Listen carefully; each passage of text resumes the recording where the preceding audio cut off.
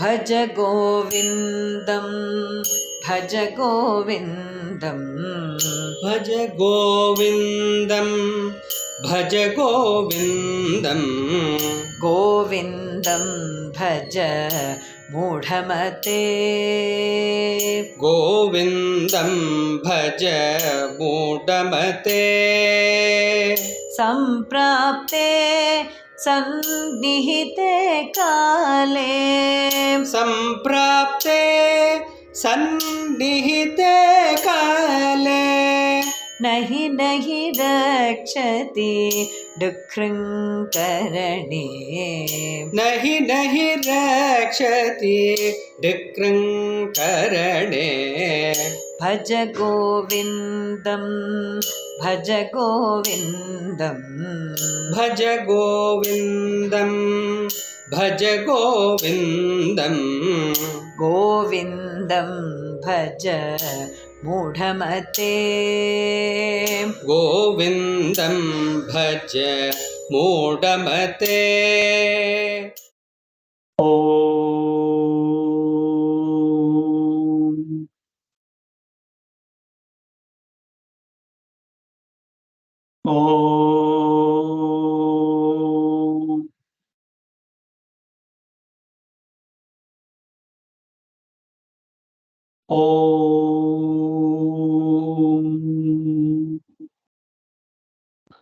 ಓಂ ಸಹನಾವವತು ಸಹನೌ ಪುನಕ್ತು ಸಹ ವೀರ್ಯಂ ಕರವಾವಹೈ ತೇಜಸ್ವಿನಾವಧೀತಮಸ್ತು ಮಾ ವಿದ್ವಿಷಾವಹೈ.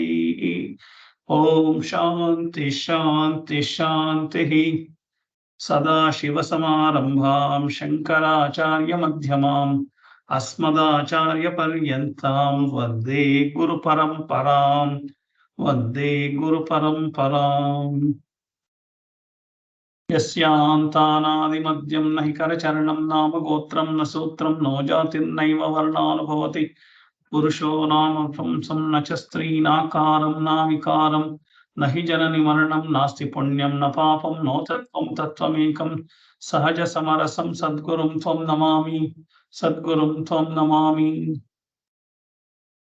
ಸನಾತನ ಧರ್ಮ ಶಂಕರಾಚಾರ್ಯರು ಮತ್ತು ನನ್ನ ಎಲ್ಲ ಗುರುಗಳಿಗೂ ನಮಸ್ಕಾರ ಮಾಡ್ತಾ ಇವತ್ತಿನ ಭಜಗೋವಿಂದಂನ ಮುಂದುವರೆದ ಭಾಗನ ನೋಡ್ತಾ ಹೋಗೋಣ. ಸೊ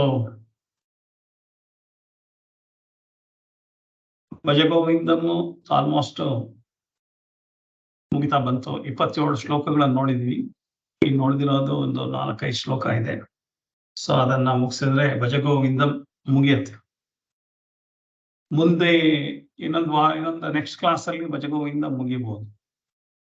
ಆಮೇಲೆ ಏನ್ ತಗೊಳ್ತೀವಿ, ಏನ್ ತಗೋಬೇಕು ಅಂತ ಇದ್ದೀನಿ ಅಂತ ಅಂದ್ಬಿಟ್ಟು ನಿಮ್ಗೆ ಹೊಸ ಟಾಪಿಕ್ ಯಾವ್ದು ತಗೋತೀವಿ ಅಂತ ಅದನ್ನ ಅನೌನ್ಸ್ ಮಾಡ್ತೀವಿ ಮುಂದಿನ ವಾರ. ಸೊ ಅದಕ್ಕೆ ನೀವು ಯಾರನ್ನ ಸೇರಿಸ್ಬೇಕು ಅಂತ ಇದ್ದೀರಾ, ಹೊಸಬ್ರನ್ನೆಲ್ಲ ಸೇರಿಸ್ಬೋದು. ಆ ಟಾಪಿಕ್ ನ ಮೆಸೇಜ್ ಕಳಿಸ್ತೀವಿ, ಎಲ್ರಿಗೂ ಫಾರ್ವರ್ಡ್ ಮಾಡ್ಬೋದು. ನಿಮ್ಮ ಬಂಧು ಬಳಗ, ಇಷ್ಟ ಮಿತ್ರರು, ನೆಂಟರು, ಆಫೀಸ್ ಕಲೀಗ್ಸು ಯಾರಿಗೆ ಬೇಕಾದ್ರೂ ಕಳಿಸಿ, ಯಾರು ಬೇಕಾದ್ರೂ ಸೇರ್ಕೋಬಹುದು. ಆ ಟಾಪಿಕ್ ಏನಂತ ಮೊದಲ ವಾರ ಅನೌನ್ಸ್ ಮಾಡ್ತೀವಿ. ಸೊ ಇವಾಗ ಕಂಟಿನ್ಯೂ ಮಾಡೋಣ. ಭಜಗೋವಿಂದಂ ಶಂಕರಾಚಾರ್ಯರ ಒಂದು ಮೇರು ಕೃತಿ. ಇದು ಮನೆಗಳಲ್ಲಿ ಜನಜನಿತವಾಗಿರೋ, ಗುನುಕ್ತಾ ಇರೋ ಹಾಡು. ಹಾಗೆ ವೆಂಕಟೇಶ್ವರ ಸುಪ್ರಭಾತ ಹೇಗೆ ಎಲ್ರ ಮನ್ಲೂ ಹೋಗುತ್ತೋ ಹಾಗೆ ಭಜಗೋವಿಂದಂ ಅದ್ರ ಜೊತೆಗೇನೆ ಹೋಗುತ್ತೆ. MS ಸುಬ್ಬಲಕ್ಷ್ಮಿ ಅವರು ಎರಡನ್ನು ಸೇರಿಸಿ ಒಂದಾದ್ಮೇಲೆ ಒಂದು ಬರ್ತಾ ಇರೋದ್ರಿಂದ ಎಲ್ರ ಮನ್ಲೂ ಭಜಗೋವಿಂದಂ ಕೇಳ್ದಲೇ ಇರೋರು ಇಲ್ಲ. ಸಾಮಾನ್ಯಕ್ಕೆ ಭಜಗೋವಿಂದಂ ಅಷ್ಟು ಪಾಪ್ಯುಲರ್ ಆಗಿರುವಂತ ಕೃತಿ. ಆದ್ರೆ ಭಜಗೋವಿಂದಂದಲ್ಲಿ ಇಷ್ಟೆಲ್ಲ ಇದೆ ಅಂತ ಗೊತ್ತಾಗ್ತಾ ಇಲ್ಲ ಯಾರಿಗೂ. ಯಾಕೆಂದ್ರೆ ಭಜಗೋವಿಂದಂ ಒಂದು ಭಕ್ತಿ ಗೀತೆ ಅಂದ್ಕೊಂಡು ಕಣ್ಮುಚ್ಕೊಂಡು ಕೇಳ್ತಾ ಇರುವಂತ ಒಂದು ಪದ್ಧತಿ ಆಗಿದೆ. ಆದ್ರೆ ಭಜಗೋವಿಂದಂ ನಮ್ಮನ್ನೆಲ್ಲ ಎಚ್ಚರಿಸೋದಕ್ಕೆ, ಆಧ್ಯಾತ್ಮದಿಂದ ತೆಗೆದು ಬುದ್ಧಿವಾದನ ಹೇಳೋದಕ್ಕೋಸ್ಕರ ಆಧ್ಯಾತ್ಮದ ಕಡೆಗೆ ಮನಸ್ಸನ್ನ ಒಲಿಸ್ಕೊಳ್ಳಿ ಅಂತ ಹೇಳೋದಕ್ಕೆ ಮಾಡಿರುವಂತ ಒಂದು ಕೃತಿ, ಒಂದು ಮೇರು ಕೃತಿ. ಅದರಲ್ಲಿ ಮೊದಲು 12 ಶ್ಲೋಕಗಳು ಅದನ್ನ ಶಂಕರಾಚಾರ್ಯರು ಬರೆದಿದ್ದಾರೆ. ಆಮೇಲೆ 14 ಶ್ಲೋಕಗಳನ್ನ 14 ಜನ ಶಿಷ್ಯಂದ್ರು ಉಳಿದಿರೋ ಶ್ಲೋಕಗಳನ್ನ ಆಡ್ ಮಾಡಿದ್ದಾರೆ. ಸೊ ಹಾಗಾಗಿ ಈ ಉಳಿದ ಶ್ಲೋಕಗಳನ್ನು ಮಾಡ್ತಾ ಇದ್ದೀವಿ. ಸಾಮಾನ್ಯ MS ಸುಬ್ಬಲಕ್ಷ್ಮಿ ಹಾಡಿರೋದ್ರೊಳಗೆ ಮೊದಲು 12 ಶ್ಲೋಕಗಳು, ಆಮೇಲೆ ಒಂದು 4 ಶ್ಲೋಕ ಚೆನ್ನಾಗಿರೋದನ್ನ ಶಿಷ್ಯರು ಬರೆದಿರೋದನ್ನ ಆಯ್ದುಬಿಟ್ಟು ಅದನ್ನ ಆಯ್ದ ಅಷ್ಟು 16-17 ಶ್ಲೋಕನ ಹೇಳಿದ್ದಾರೆ. ಅವರು 33 ಶ್ಲೋಕನೂ ಹೇಳಿಲ್ಲ ಭಜಗೋವಿಂದವನ್ನು. ಸೊ ನಾವು ಅಷ್ಟು ಶ್ಲೋಕನೂ ಪಾಠ ಮಾಡ್ತಾ ಇದ್ವಿ. ಎಲ್ಲ ಶಿಷ್ಯರು ಬರೆದಿರೋದು ಪ್ಲಸ್ ಇದನ್ನ ನಾವು ಮಾಡ್ತಾ ಇದ್ವಿ. ಸೊ ಇವತ್ತು ಮುಂದುವರ್ಸ್ಕೊಂಡು ಹೋಗೋಣ. ಸೊ ವಸುಂಧರಾ ಅವ್ರು ಇದ್ದೀರಾ? ಹೇಳಿ ಅಮ್ಮ. ಭಜಗೋವಿಂದಂ ನಮಸ್ತೆ ಗುರುಗಳೇ. ಗೇಯಂ ಗೀತ ಹೇಳಿ. ನಮಸ್ಕಾರ, ವೆಲ್ಕಮ್. ಭಜ ಗೋವಿಂದಂ ಭಜ ಗೋವಿಂದಂ ಗೋವಿಂದಂ ಭಜ ಮೂಢಮತೆ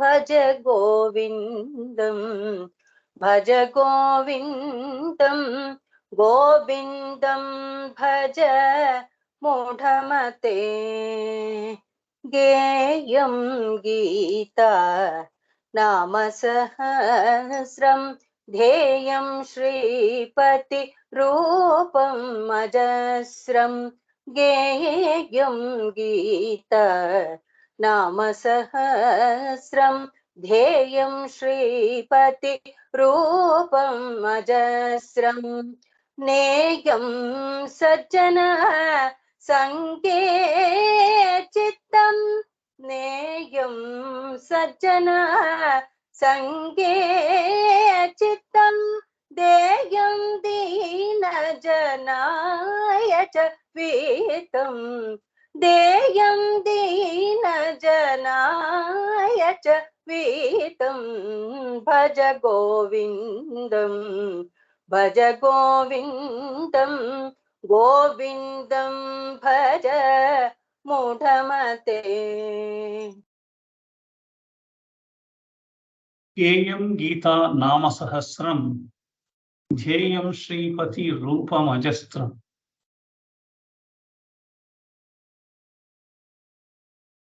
ನೇಯಂ ಸಜ್ಜನ ಸಂಗೇ ಚಿತ್ತಂ ದೇಯಂ ದೀನ ಜನಾಯ ಚ ವಿತ್ತಂ. ಸೊ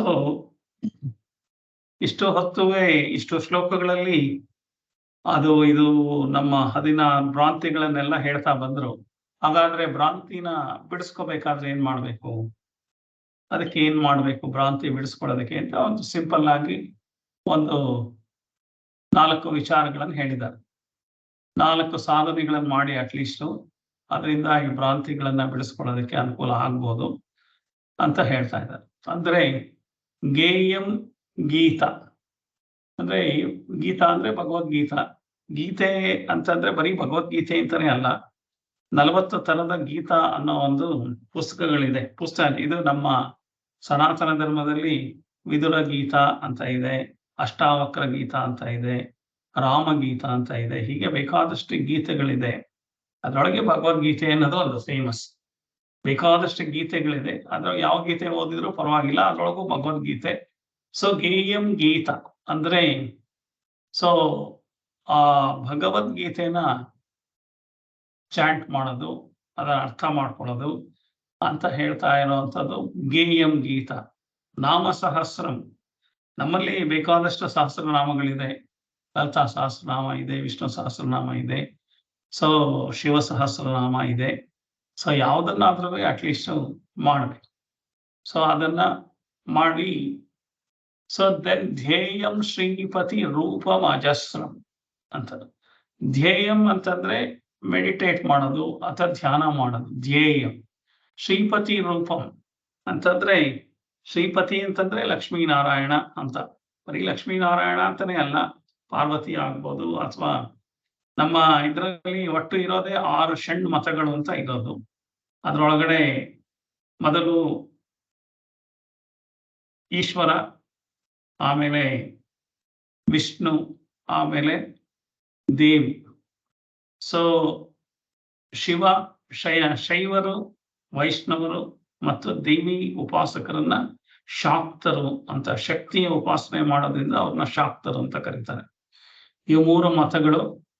ಅದಲ್ದಲೇನೆ ಇರೋದು ಒಂದು ಗಾಣಪತ್ಯ ಅಂತ ಹೇಳ್ತಾರೆ. ಇನ್ನೊಂದು ಷಣ್ಮುಖನ ವಿಚಾರ ಇರುವಂತಹದನ್ನ ಹೇಳೋದ್ರಿಂದ ಷಣ್ಮುಖ ಒಂದು ವಿಚಾರ. ಇನ್ನೊಂದು ಸೌರ, ಸೂರ್ಯನ ಬಗ್ಗೆ ಇರೋದ್ರಿಂದ ಅದು ಸೌರಿ. ಸೊ ಇದು 6 ಮತಗಳು ಅಷ್ಟೇ ಇರೋದು. ಸೊ ಇದರಲ್ಲಿ ಬೇರೆ ಬೇರೆ ರೂಪಗಳಿದೆ.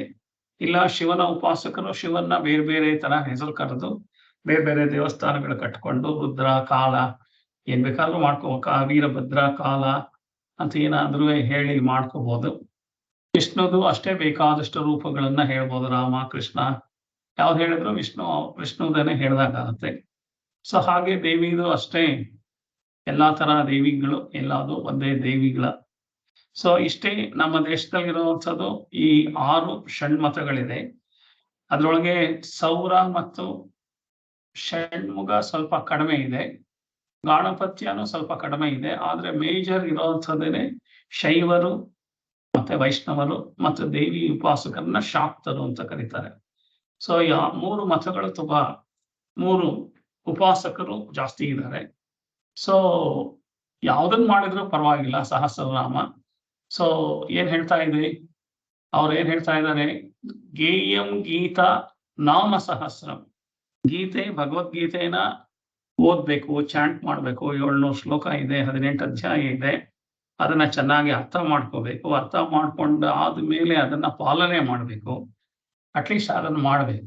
ಏನೋ ನಾನೆಲ್ಲ ಪೂರ್ತಿ ವೇದಾಧ್ಯಯನ ಮಾಡಕ್ಕಾಗ್ಲಿಲ್ಲ, ಸಂಸ್ಕೃತ ಬರಲ್ಲ, ಅದ್ ಬರಲ್ಲ, ಇದ್ ಬರಲ್ಲ, ನಾನು ವೇದಗಳನ್ನ ಓದೋವಂಥ ಪಂಡಿತ ಅಲ್ಲ, ನನಗೆಲ್ಲ ಜೀವನದಲ್ಲಿ ಏನೇನೋ ಕೆಲಸಗಳು ಮಾಡೋ ಅಂಥದ್ದಾಯ್ತು. ಅಟ್ಲೀಸ್ಟ್ ಸಿಂಪಲ್ ಆಗಿ ದಿವಸ 1 ಅಧ್ಯಾಯ ಭಗವದ್ಗೀತೆಯನ್ನ ಪಾರಾಯಣ ಮಾಡ್ಬೋದು. ಅಥವಾ ಅದಕ್ಕೆ ಟೈಮ್ ಬೇಕು. ಬಾಕಿ ಎಲ್ಲದಕ್ಕೂ ಟೈಮ್ ಇದೆ. ನಮ್ಗೆ ಮನಸ್ಸನ್ನ ಶಾಂತ ಮಾಡ್ಕೊಳ್ಳೋದಕ್ಕೆ ಟೈಮ್ ಇಲ್ಲ. ನಮ್ಗೆ ಮನಸ್ಸನ್ನ ಬ್ಯುಸಿ ಆಗಿಡೋದಕ್ಕೆ ಬೇಕಾದಷ್ಟು ಟೈಮ್ ಇದೆ. ದೇಹ ಮನಸ್ಸುಗಳು ಹೊರಗೆ ಕರಿತಾ ಇದೆ ಪ್ರಪಂಚ, ಅಲ್ಲಿಗೆ ಹೋಗಕ್ಕೆ ಪುರ್ಸೊತ್ತಿದೆ. ಆದ್ರೆ ಅದನ್ನ ಕಾಮಾಗಿ ಇಡೋದಕ್ಕೆ, ಮನಸ್ಸನ್ನ ಕಾಮಾಗಿ ಇಟ್ಕೊಳ್ಳೋದಕ್ಕೆ ನಮ್ಮ ಹತ್ರ ಟೈಮ್ ಇಲ್ಲ. ಸೀರಿಯಲ್ ನೋಡಕ್ ಟೈಮ್ ಇದೆ, ಊಟ ಮಾಡಕ್ ಟೈಮ್ ಇದೆ, ಹೋಟ್ಲಿಗೆ ಹೋಗಕ್ಕೆ, ಸಿನಿಮಾಗೆ ಹೋಗಕ್ಕೆ, ಮಾಲ್ಗೆ ಹೋಗಕ್ಕೆ, ಹರಟೆ ಹೊಡಿಯೋಕೆ, ಟೂರ್ ಹೋಗಕ್ಕೆ, ಎಲ್ಲದಕ್ಕೂ ಟೈಮ್ ಇದೆ. ಆದ್ರೆ ಮನಸ್ಸನ್ನ ಚಿತ್ತ ಶುದ್ಧಿ ಮಾಡ್ಕೊಳ್ಳೋದಕ್ಕೆ, ಚಿತ್ತ ಮಲಿನದಿಂದ ಚಿತ್ತ ಶುದ್ಧಿ ಮಾಡ್ಕೊಳ್ಳೋದಕ್ಕೆ, ಚಿತ್ತ ಚಾಂಚಲ್ಯದಿಂದ ಚಿತ್ತ ಏಕಾಗ್ರತೆ ಮಾಡ್ಕೊಳ್ಳೋದಕ್ಕೆ, ಆತ್ಮಜ್ಞಾನ ಪಡ್ಕೊಳ್ಳೋದಕ್ಕೆ, ಅಜ್ಞಾನನ ನಿವಾರಣೆ ಮಾಡ್ಕೊಂಡು ಜ್ಞಾನ ಪಡ್ಕೊಳ್ಳೋದಕ್ಕೆ, ಇದಕ್ಕೆ ಯಾವುದಕ್ಕೂ ಟೈಮ್ ಇಲ್ಲ ನಮ್ಗೆ. ಹಾಗಾಗಿ ಕೊನೆಗೆ ಅವರು ಶ್ಲೋಕ ಎಲ್ಲ ಮುಗಿಸ್ಬೇಕಾದ್ರೆ ಅವರು ಒಂದು ಉಪಾಯ ಹೇಳ್ತಾರೆ. ಗೇಯಂ ಗೀತಾ, ಭಗವದ್ಗೀತೆದು ಅಟ್ಲೀಸ್ಟ್ ಓದಿ ಅರ್ಥ ಮಾಡ್ಕೊಂಡು ಅದರಂತೆ ನಾನು ಜೀವನ ಮಾಡಕ್ ಹೊರಡ್ಬೇಕು. ನಾಮ ಸಹಸ್ರಂ ಅಂದ್ರೆ ಲಲಿತಾ ಸಹಸ್ರನಾಮ, ವಿಷ್ಣು ಸಹಸ್ರನಾಮ, ಶಿವಸ್ವಾಮಿ ಈಶ್ವರಂದು ಸಹಸ್ರನಾಮಗಳು ಏನಿದೆ ಅದೆಲ್ಲ ಅದನ್ನು ಅಟ್ಲೀಸ್ಟ್ ಮಾಡ್ತಾ, ಅಷ್ಟಲ್ದಲೇನೆ ಧ್ಯೇಯಂ ಶ್ರೀಪತಿ ರೂಪಮಜಸ್ತ್ರ. ಸೊ ಯಾವ್ದಾದ್ರು ಒಂದು ನಾಮ ರೂಪನ ಇಟ್ಕೊಂಡು ಅದ್ರ ಮೇಲೆ ನಾನು ಮೆಡಿಟೇಷನ್ ಮಾಡ್ಬೇಕು. So meditation has to be done ಅಂತ ಅನ್ನೋದಕ್ಕೆ ಹೇಳ್ತಾ ಇದ್ದಾರೆ. ಆಮೇಲೆ ಇನ್ನೇನ್ ಹೇಳ್ತಾ ಇದ್ದಾರೆ, ನೇಯಂ ಸಜ್ಜನ ಸಂಗೇ ಚಿತ್ತಂ. ನೇಯಂ ಸಜ್ಜನ ಸಂಗೇ ಚಿತ್ತಂ ಅಂತಂದ್ರೆ, ನೇಯಂ ಅಂತಂದ್ರೆ ಯಾವಾಗ್ಲೂ we have to have the friendship. ನಾವು ಸಜ್ಜನರ ಜೊತೆ ಓಡಾಡ್ಬೇಕು. ಸೊ ಕನ್ನಡದಲ್ಲಿ ಒಂದು ಗಾದೆ ಇದೆ,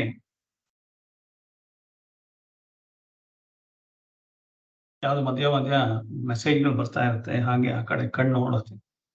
ಸೊ ಸಜ್ಜನರ ಸಂಘ ಮಾಡಿದ್ರೆ, ಸಜ್ಜನರ ಸಂಘವಾದ ಹೆಜ್ಜೆಯನ್ನು ಸವಿದಂತೆ ಅಂತ ದಾಸರು ಹೇಳಿದ್ದಾರೆ.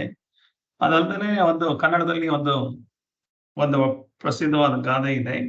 ಏನ್ ಹೇಳುತ್ತೆ ಅಂದ್ರೆ, ಸಗಣಿ ಜೊತೆ ಸರಸವಾಗಿರೋಕ್ಕಿಂತ ಗಂಧದ ಜೊತೆ ಗುದ್ದಾಡೋದು ವಾಸಿ ಅಂತ. ಸೊ ಸಗಣಿ ಜೊತೆ ಸರಸವಾಗಿದೀವಿ ಅಂತಂದ್ರೆ, ಸಗಣಿ ಇದೆ ಅಂತಂದ್ರೆ, ಸಗಣಿನ ಅಪ್ಕೊಂಡು ಮುದ್ದಾಡಿ ಅದ್ರ ಜೊತೆನೆ ಓಡಾಡ್ತಾ ಇದ್ರೆ ನಮ್ಗೆ ಸಗಣಿ ವಾಸನೆ ಬರುತ್ತೆ. ಮೈಯೆಲ್ಲ ಸಗಣಿ ಆಗಿರುತ್ತೆ, ಮೈಯೆಲ್ಲ ಸಗಣಿ ವಾಸನೆ ಇರುತ್ತೆ, ಮೈಯೆಲ್ಲ ಗಲೀಜಾಗಿ ಕಾಣಿಸುತ್ತೆ. ಅದೇ ಗಂಧದ ಜೊತೆ ಗುದ್ದಾಡೋದು ಅಂತಂದ್ರೆ, ಗಂಧ ಹಚ್ಕೊಳ್ಳೋದಕ್ಕೆ ನಮ್ಗೆ ಆಗದೆ ಇದ್ರು ಗಂಧನ ಮುಟ್ತಾ ಇರೋದು, ಗಂಧದ ಜೊತೆ ಓಡಾಡ್ತಾ ಇರೋದು ಮಾಡಿದ್ರೆ ನಮಗ್ ಪರೋಕ್ಷವಾಗಿ ನಮ್ಮ ಮೈಯೂ ಗಂಧದ ವಾಸನೆಯಿಂದ ಕೂಡುತ್ತೆ. ನಾವು ಶುಭ್ರವಾಗಿರ್ತೀವಿ ಅಂತ. ಹಾಗೆ ನಾವು ದುರ್ಜನರ ಸಂಘ ಮಾಡಿದ್ರೆ ನಮ್ಗೆ ದುರ್ಜನರ ಸಹವಾಸದಿಂದ ದುರ್ನಡತೆನೆ ಬರುತ್ತೆ. ಹಾಗಾಗಿ ಸಜ್ಜನರ ಸಹವಾಸ ಮಾಡಿದ್ರೆ ನಮ್ಗೆ ಗಂಧದ ತರ ವಾಸನೆ, ಸುವಾಸನೆ, ನಾವು ಪ್ಯೂರಿಫೈ ಆಗಿ ನಮ್ಗೆ ಸುವಾಸನೆ ಬರುತ್ತೆ. ಸೊ ಹಾಗಾಗೋದ್ರಿಂದ ನಾವು ನೊಣ ಬೇಕಾದ್ರೂ ಆಗ್ಬೋದು, ಜೇನ್ ನೊಣ ಬೇಕಾದ್ರೂ ಆಗ್ಬೋದು. ಅದು ನಮ್ಮ ಕೈನಲ್ಲಿದೆ. ನೊಣ ಅದೇ ಹೇರ್ ಮೇಲೂ ಕೂತ್ಕೊಳ್ಳುತ್ತೆ, ಅಥವಾ ಕಸದ ಮೇಲೂ ಕೂತ್ಕೊಳ್ಳುತ್ತೆ, ಕಚಡದ ಮೇಲೂ ಕೂತ್ಕೊಳ್ಳುತ್ತೆ, ಊಟದ ಮೇಲೂ ಕೂತ್ಕೊಳ್ಳುತ್ತೆ. ಅದಕ್ಕೆ ಯಾವುದೋ ಡಿಸ್ಟಿಂಗ್ವಿಶ್ ಮಾಡುವಂತ ವಿವೇಕವಾದ ಗುಣ ಇಲ್ಲ. ನಾನು ಇಂಥ ಕಡೆನೆ ಕೂತ್ಕೋಬೇಕು, ಅಂತ ಕಡೆ ಕೂತ್ಕೋಬೇಕು ಅನ್ನೋವಂಥ ಒಂದು ವಿವೇಕ ಜ್ಞಾನ ಇಲ್ಲ ಅದಕ್ಕೆ. ಹಾಗಾಗಿ ಅದು ನೊಣನ ಯಾರು ಗೌರವ ಮಾಡಲ್ಲ, ಸಿಕ್ಕಿದ್ರೆ ಹೊಡೆದಾಕ್ತಾರೆ. ಸೊ ನೊಣಕ್ಕೆ ಏನಾದ್ರು ಮೈ ಮೇಲೆ ಬಂದು ಅಥವಾ ಊಟದ ಮೇಲೆ ಬಂದು ಹೋದ್ರೆ ಹೊಡೆದಾಕ್ತಾರಲ್ವಾ, ಅದನ್ನು ಓಡಿಸೋದಕ್ಕೆ ಪ್ರಯತ್ನ ಮಾಡ್ತಾರೆ. ಆದ್ರೆ ಜೇನ್ ನೊಣ ಹಾಗಲ್ಲ. ಜೇನ್ ನೊಣ ಕಸದ ಮೇಲೆ ಏನೋ ಅಸಖ್ಯವಾದ ಪದಾರ್ಥಗಳ ಮೇಲೆಲ್ಲ ಕೂತ್ಕೊಳ್ಳೋದೇ ಇದೆ. ಅದಕ್ಕೆ ವಿವೇಕ ಜ್ಞಾನ ಇದೆ. ಅದು ಬರೀ ಸುಂದರವಾದ ಪುಷ್ಪಗಳು, ಒಳ್ಳೆ ಸುವಾಸನೆ ಭರಿತವಾದ ಪುಷ್ಪಗಳಿಂದ ಮಕರಂದನ ಹೀರ್ಕೊಂಡು ಜೇನನ್ನ ತಯಾರು ಮಾಡುತ್ತೆ. ಅದಂತ ಸಣ್ಣ ಪ್ರಾಣಿಗೆ ನಾನು ಎಲ್ಲಿ ಕೂತ್ಕೋಬೇಕು, ಯಾರ ಜೊತೆ ಓಡಾಡ್ಬೇಕು ಅನ್ನೋದಿದೆ. ಆದ್ರೆ ನೊಣಕ್ಕೆ ಇಲ್ಲ. ನೊಣನೂ ಸಣ್ಣ ಪ್ರಾಣಿ, ಎಲ್ಲಿ ಬೇಕಾದ್ರೂ ಓಡಾಡುತ್ತೆ. ಹಾಗೆ ನಾವು ನೊಣನೂ ಆಗ್ಬೋದು, ಯಾರ್ಯಾರ ಜೊತೆನೂ ಬೇಕಾದ್ರೂ ಓಡಾಡ್ಬೋದು, ಎಲ್ಲೆಲ್ಲಿ ಬೇಕಾದ್ರೂ ಊಟ ಮಾಡ್ಬೋದು, ಎಲ್ಲೆಲ್ಲಿ ಬೇಕಾದ್ರೂ ಕೂತ್ಕೋಬಹುದು, ಯಾರ ಜೊತೆ ಬೇಕಾದ್ರೂ ಮಲ್ಕೋಬಹುದು, ಏನ್ ಬೇಕಾದ್ರೂ ಮಾಡ್ಬೋದು. ಸೊ ಅದರಿಂದ ನಾವು ನೊಣ ತರನೇ ಇರ್ತೀವಿ ಹೊರತು ನಮ್ಮ ನೊಣ ಇದಾಗುತ್ತೆ. ಜೇನ್ ನೊಣ ತಾನು ಮಾಡಿ ಬೇರೆಯವ್ರಿಗೆ ಅನುಕೂಲ ಆಗೋ ಹಾಗೆ, ಔಷಧಿ ಉಪಚಾರಕ್ಕೆ ಅನುಕೂಲ ಹಾಗೆ ಜೇನು ತುಪ್ಪನ ಎಲ್ರಿಗೂ ಕೊಡುತ್ತೆ.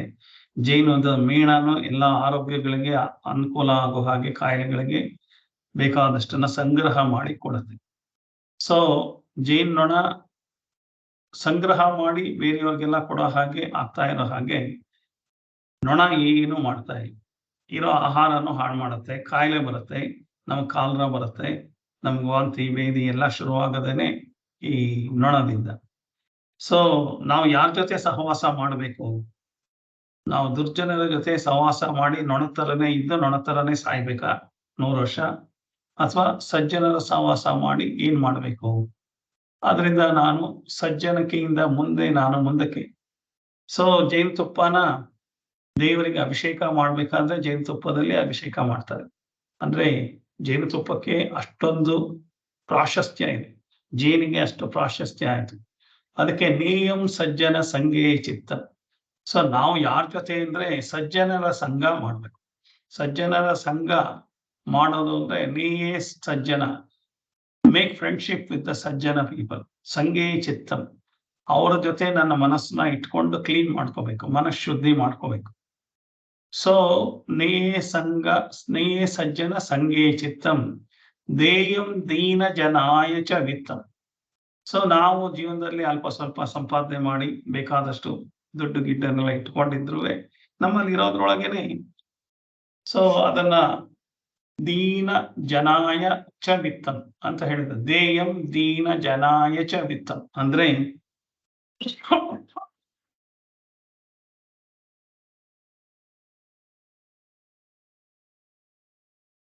ಸ್ವಲ್ಪ ನಮ್ಮಲ್ಲಿರುವಂತ ವಿತ್ತ ಅಂದ್ರೆ ದನ ಅಂತಂದ್ರೆ ಬರೀ ದನ ಅಂತಾನೆ ಅಲ್ಲ, ನಮಗೆ ದಾನ ಮಾಡ್ಬೇಕು. ಯಾರಿಗೆ? ದೀನ ಜನಾಯಚ, ಯಾರಿಗೆ ಬೇಕೋ ಅವರಿಗೆ ದಾನ ಮಾಡ್ಬೇಕು. ನಾವೇನ್ ಮಾಡ್ತೀವಿ? ಹೊಟ್ಟೆ ತುಂಬಿದವ್ರನ್ನೇ ಕರೆದು ಊಟ ಹಾಕ್ತಿವಿ. 5 ಸ್ವೀಟ್ ಮಾಡಿ ಎಲ್ಲ ಚೆಲ್ಬಿಟ್ಟು ಹೋಗ್ತಾರೆ. ಸೊ ಈ ತರ ಮಾಡೋದ್ರಿಂದ ನನ್ನ ಪ್ರತಿಷ್ಠೆ ತೋರಿಸ್ಕೊಳ್ಳೋದಕ್ಕೆ, ನನ್ನ ಅಹಂಕಾರ ತೋರಿಸ್ಕೊಳ್ಳೋದಕ್ಕೆ ನಾನು 1000 ಜನಕ್ಕೆ ಊಟ ಹಾಕ್ದೆ, ಎಲ್ಲ ವೇಸ್ಟ್ ಆಯ್ತು ಅನ್ನೋ ತರ ಇದ್ರೆ ಆ ತರದವ್ರಿಗೆ ಊಟ ಹಾಕೋದ್ರಿಂದ ಏನು ಪುಣ್ಯ ಬರೋದಿಲ್ಲ. ಸೊ ದೇಯಂ ದೀನ ಜನಾಯ ಅಂದ್ರೆ ಅವಶ್ಯಕತೆ ಇರೋರಿಗೆ ನಾವು ಕೊಡಬೇಕು. ಸೊ ದೀನ ಜನಾಯ ಚ ವಿತ್ತಂ ಅಂದ್ರೆ ದೇಯಂ ಚ ವಿತ್ತಂ.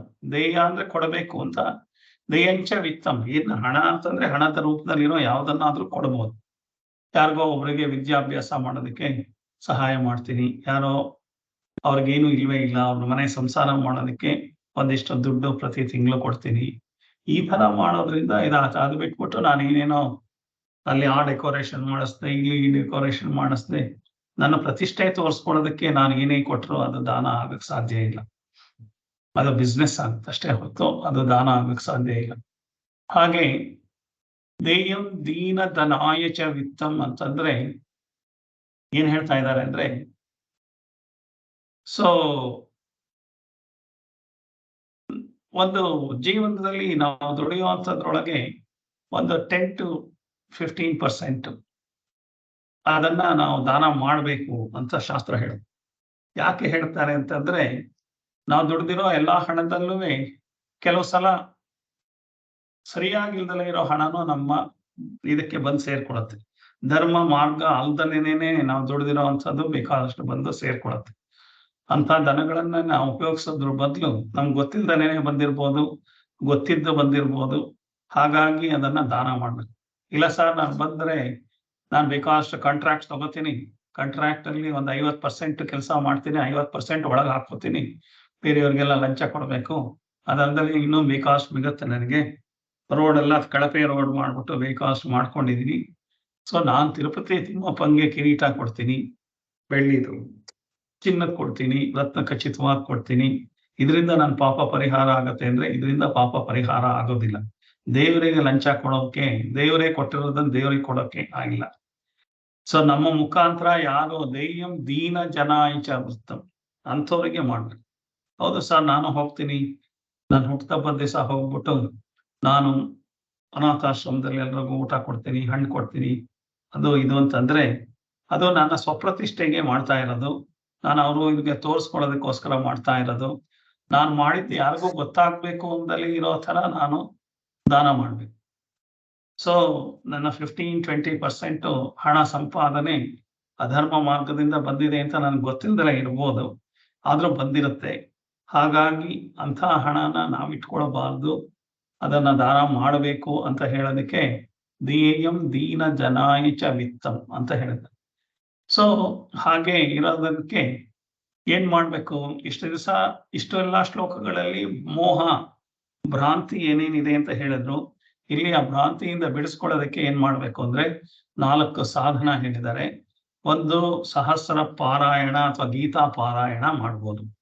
ಸೊ ಒಂದು ಮೆಥಡ್ ಸಹಸ್ರ ಪಾರಾಯಣ, ಶಾಸ್ತ್ರದ ಪ್ರಕಾರ ಯಾವ್ಯಾವ ಸಹಸ್ರನಾಮ ಪಾರಾಯಣ ಮಾಡ್ಬೋದು, ಅಥವಾ ಗೀತಾ ಪಾರಾಯಣ ಮಾಡ್ಬೋದು, ಏನಾದ್ರೂ ಮಾಡ್ಬೋದು. ಅದನ್ನ ಬರೀ ಸುಮ್ಮನೆ ಅರ್ಥ ಇಲ್ದಲೇ ಮಾಡ್ತಾ ಇದ್ರೆ without knowing the knowledge, so ಅದ್ರ ಬಗ್ಗೆ ನಾನು ಸ್ವಲ್ಪ ತಿಳ್ಕೊತೀನಿ, ಅದರಲ್ಲಿ ಆಳವಾಗಿ ಸ್ವಲ್ಪ ಅಧ್ಯಯನ ಮಾಡಿ ಒಂದೇನೆ ಓದಿದ್ರು ಅದ್ರ ಬಗ್ಗೆ ಪೂರ್ತಿ ಲಲಿತಾ ಸಹಸ್ರನಾಮ ಪೂರ್ತಿ ಅರ್ಥ ಮಾಡ್ಕೋತೀನಿ, ಇಲ್ಲ ವಿಷ್ಣು ಸಹಸ್ರನಾಮ ಪೂರ್ತಿ ಅರ್ಥ ಮಾಡ್ಕೊಂಡು ಅದನ್ನ ನನ್ನ ಜೀವನದಲ್ಲಿ ಅಳವಡಿಸ್ಕೊಳ್ಳೋದಕ್ಕೆ, ಹತ್ರ ಹೋಗೋದಕ್ಕೆ ಮಾಡ್ತೀನಿ ಅಂತ. ಸೊ ಹಾಗಂತಂದ್ರೆ ಏನು ಗೊತ್ತಿಲ್ದಲೇ ಹೇಳಿದ್ರೆ ಏನು ಇದಾಗಲ್ವಾ ಸರ್? ಅಟ್ಲೀಸ್ಟ್ ಗೊತ್ತಿಲ್ದಲೇ ಹೇಳಿದ್ರು ಒಂದು ಮನಸ್ಸಿಗೆ ಶಾಂತಿ, ನೆಮ್ಮದಿ ಎಲ್ಲ ಸಿಗುತ್ತೆ. ಆ ವೈಬ್ರೇಷನ್ಸ್ ಇಂದ ನಮಗೆ ದೇಹದಲ್ಲಿ ಬೇಕಾದಷ್ಟು ಸೌಂಡ್ ಅನ್ನೋದನ್ನೇ ಪ್ಯೂರಿಫೈ ಮಾಡುತ್ತೆ. ಸೌಂಡ್ ವೇವ್ಸ್ ಸಿಕ್ಕಾಪಟ್ಟೆ ಪ್ಯೂರಿಟಿ ಅರೌಂಡ್ ನಮ್ಮ ಸರೌಂಡಿಂಗ್ಸ್ ಅಲ್ಲಿ, ವೇದ ಚಾಂಟಿಂಗ್ಸ್ ಇರ್ಬೋದು, ಇದೆಲ್ಲದೂ ಆ ಒಂದು ವೈಬ್ರೇಷನ್ ನಲ್ಲಿ ಬೇಕಾದಷ್ಟು ಪ್ಯೂರಿಫಿಕೇಶನ್ ಆಗುತ್ತೆ. ಸೊ ಹಾಗಾಗಿ ಅದನ್ನ ಮಾಡ್ಬೋದು. ಅರ್ಥ ತಿಳ್ಕೊಂಡು ಮಾಡಿದ್ರೆ ಇನ್ನೂ ಭಾವನೆ ಜಾಸ್ತಿ ಆಗುತ್ತೆ.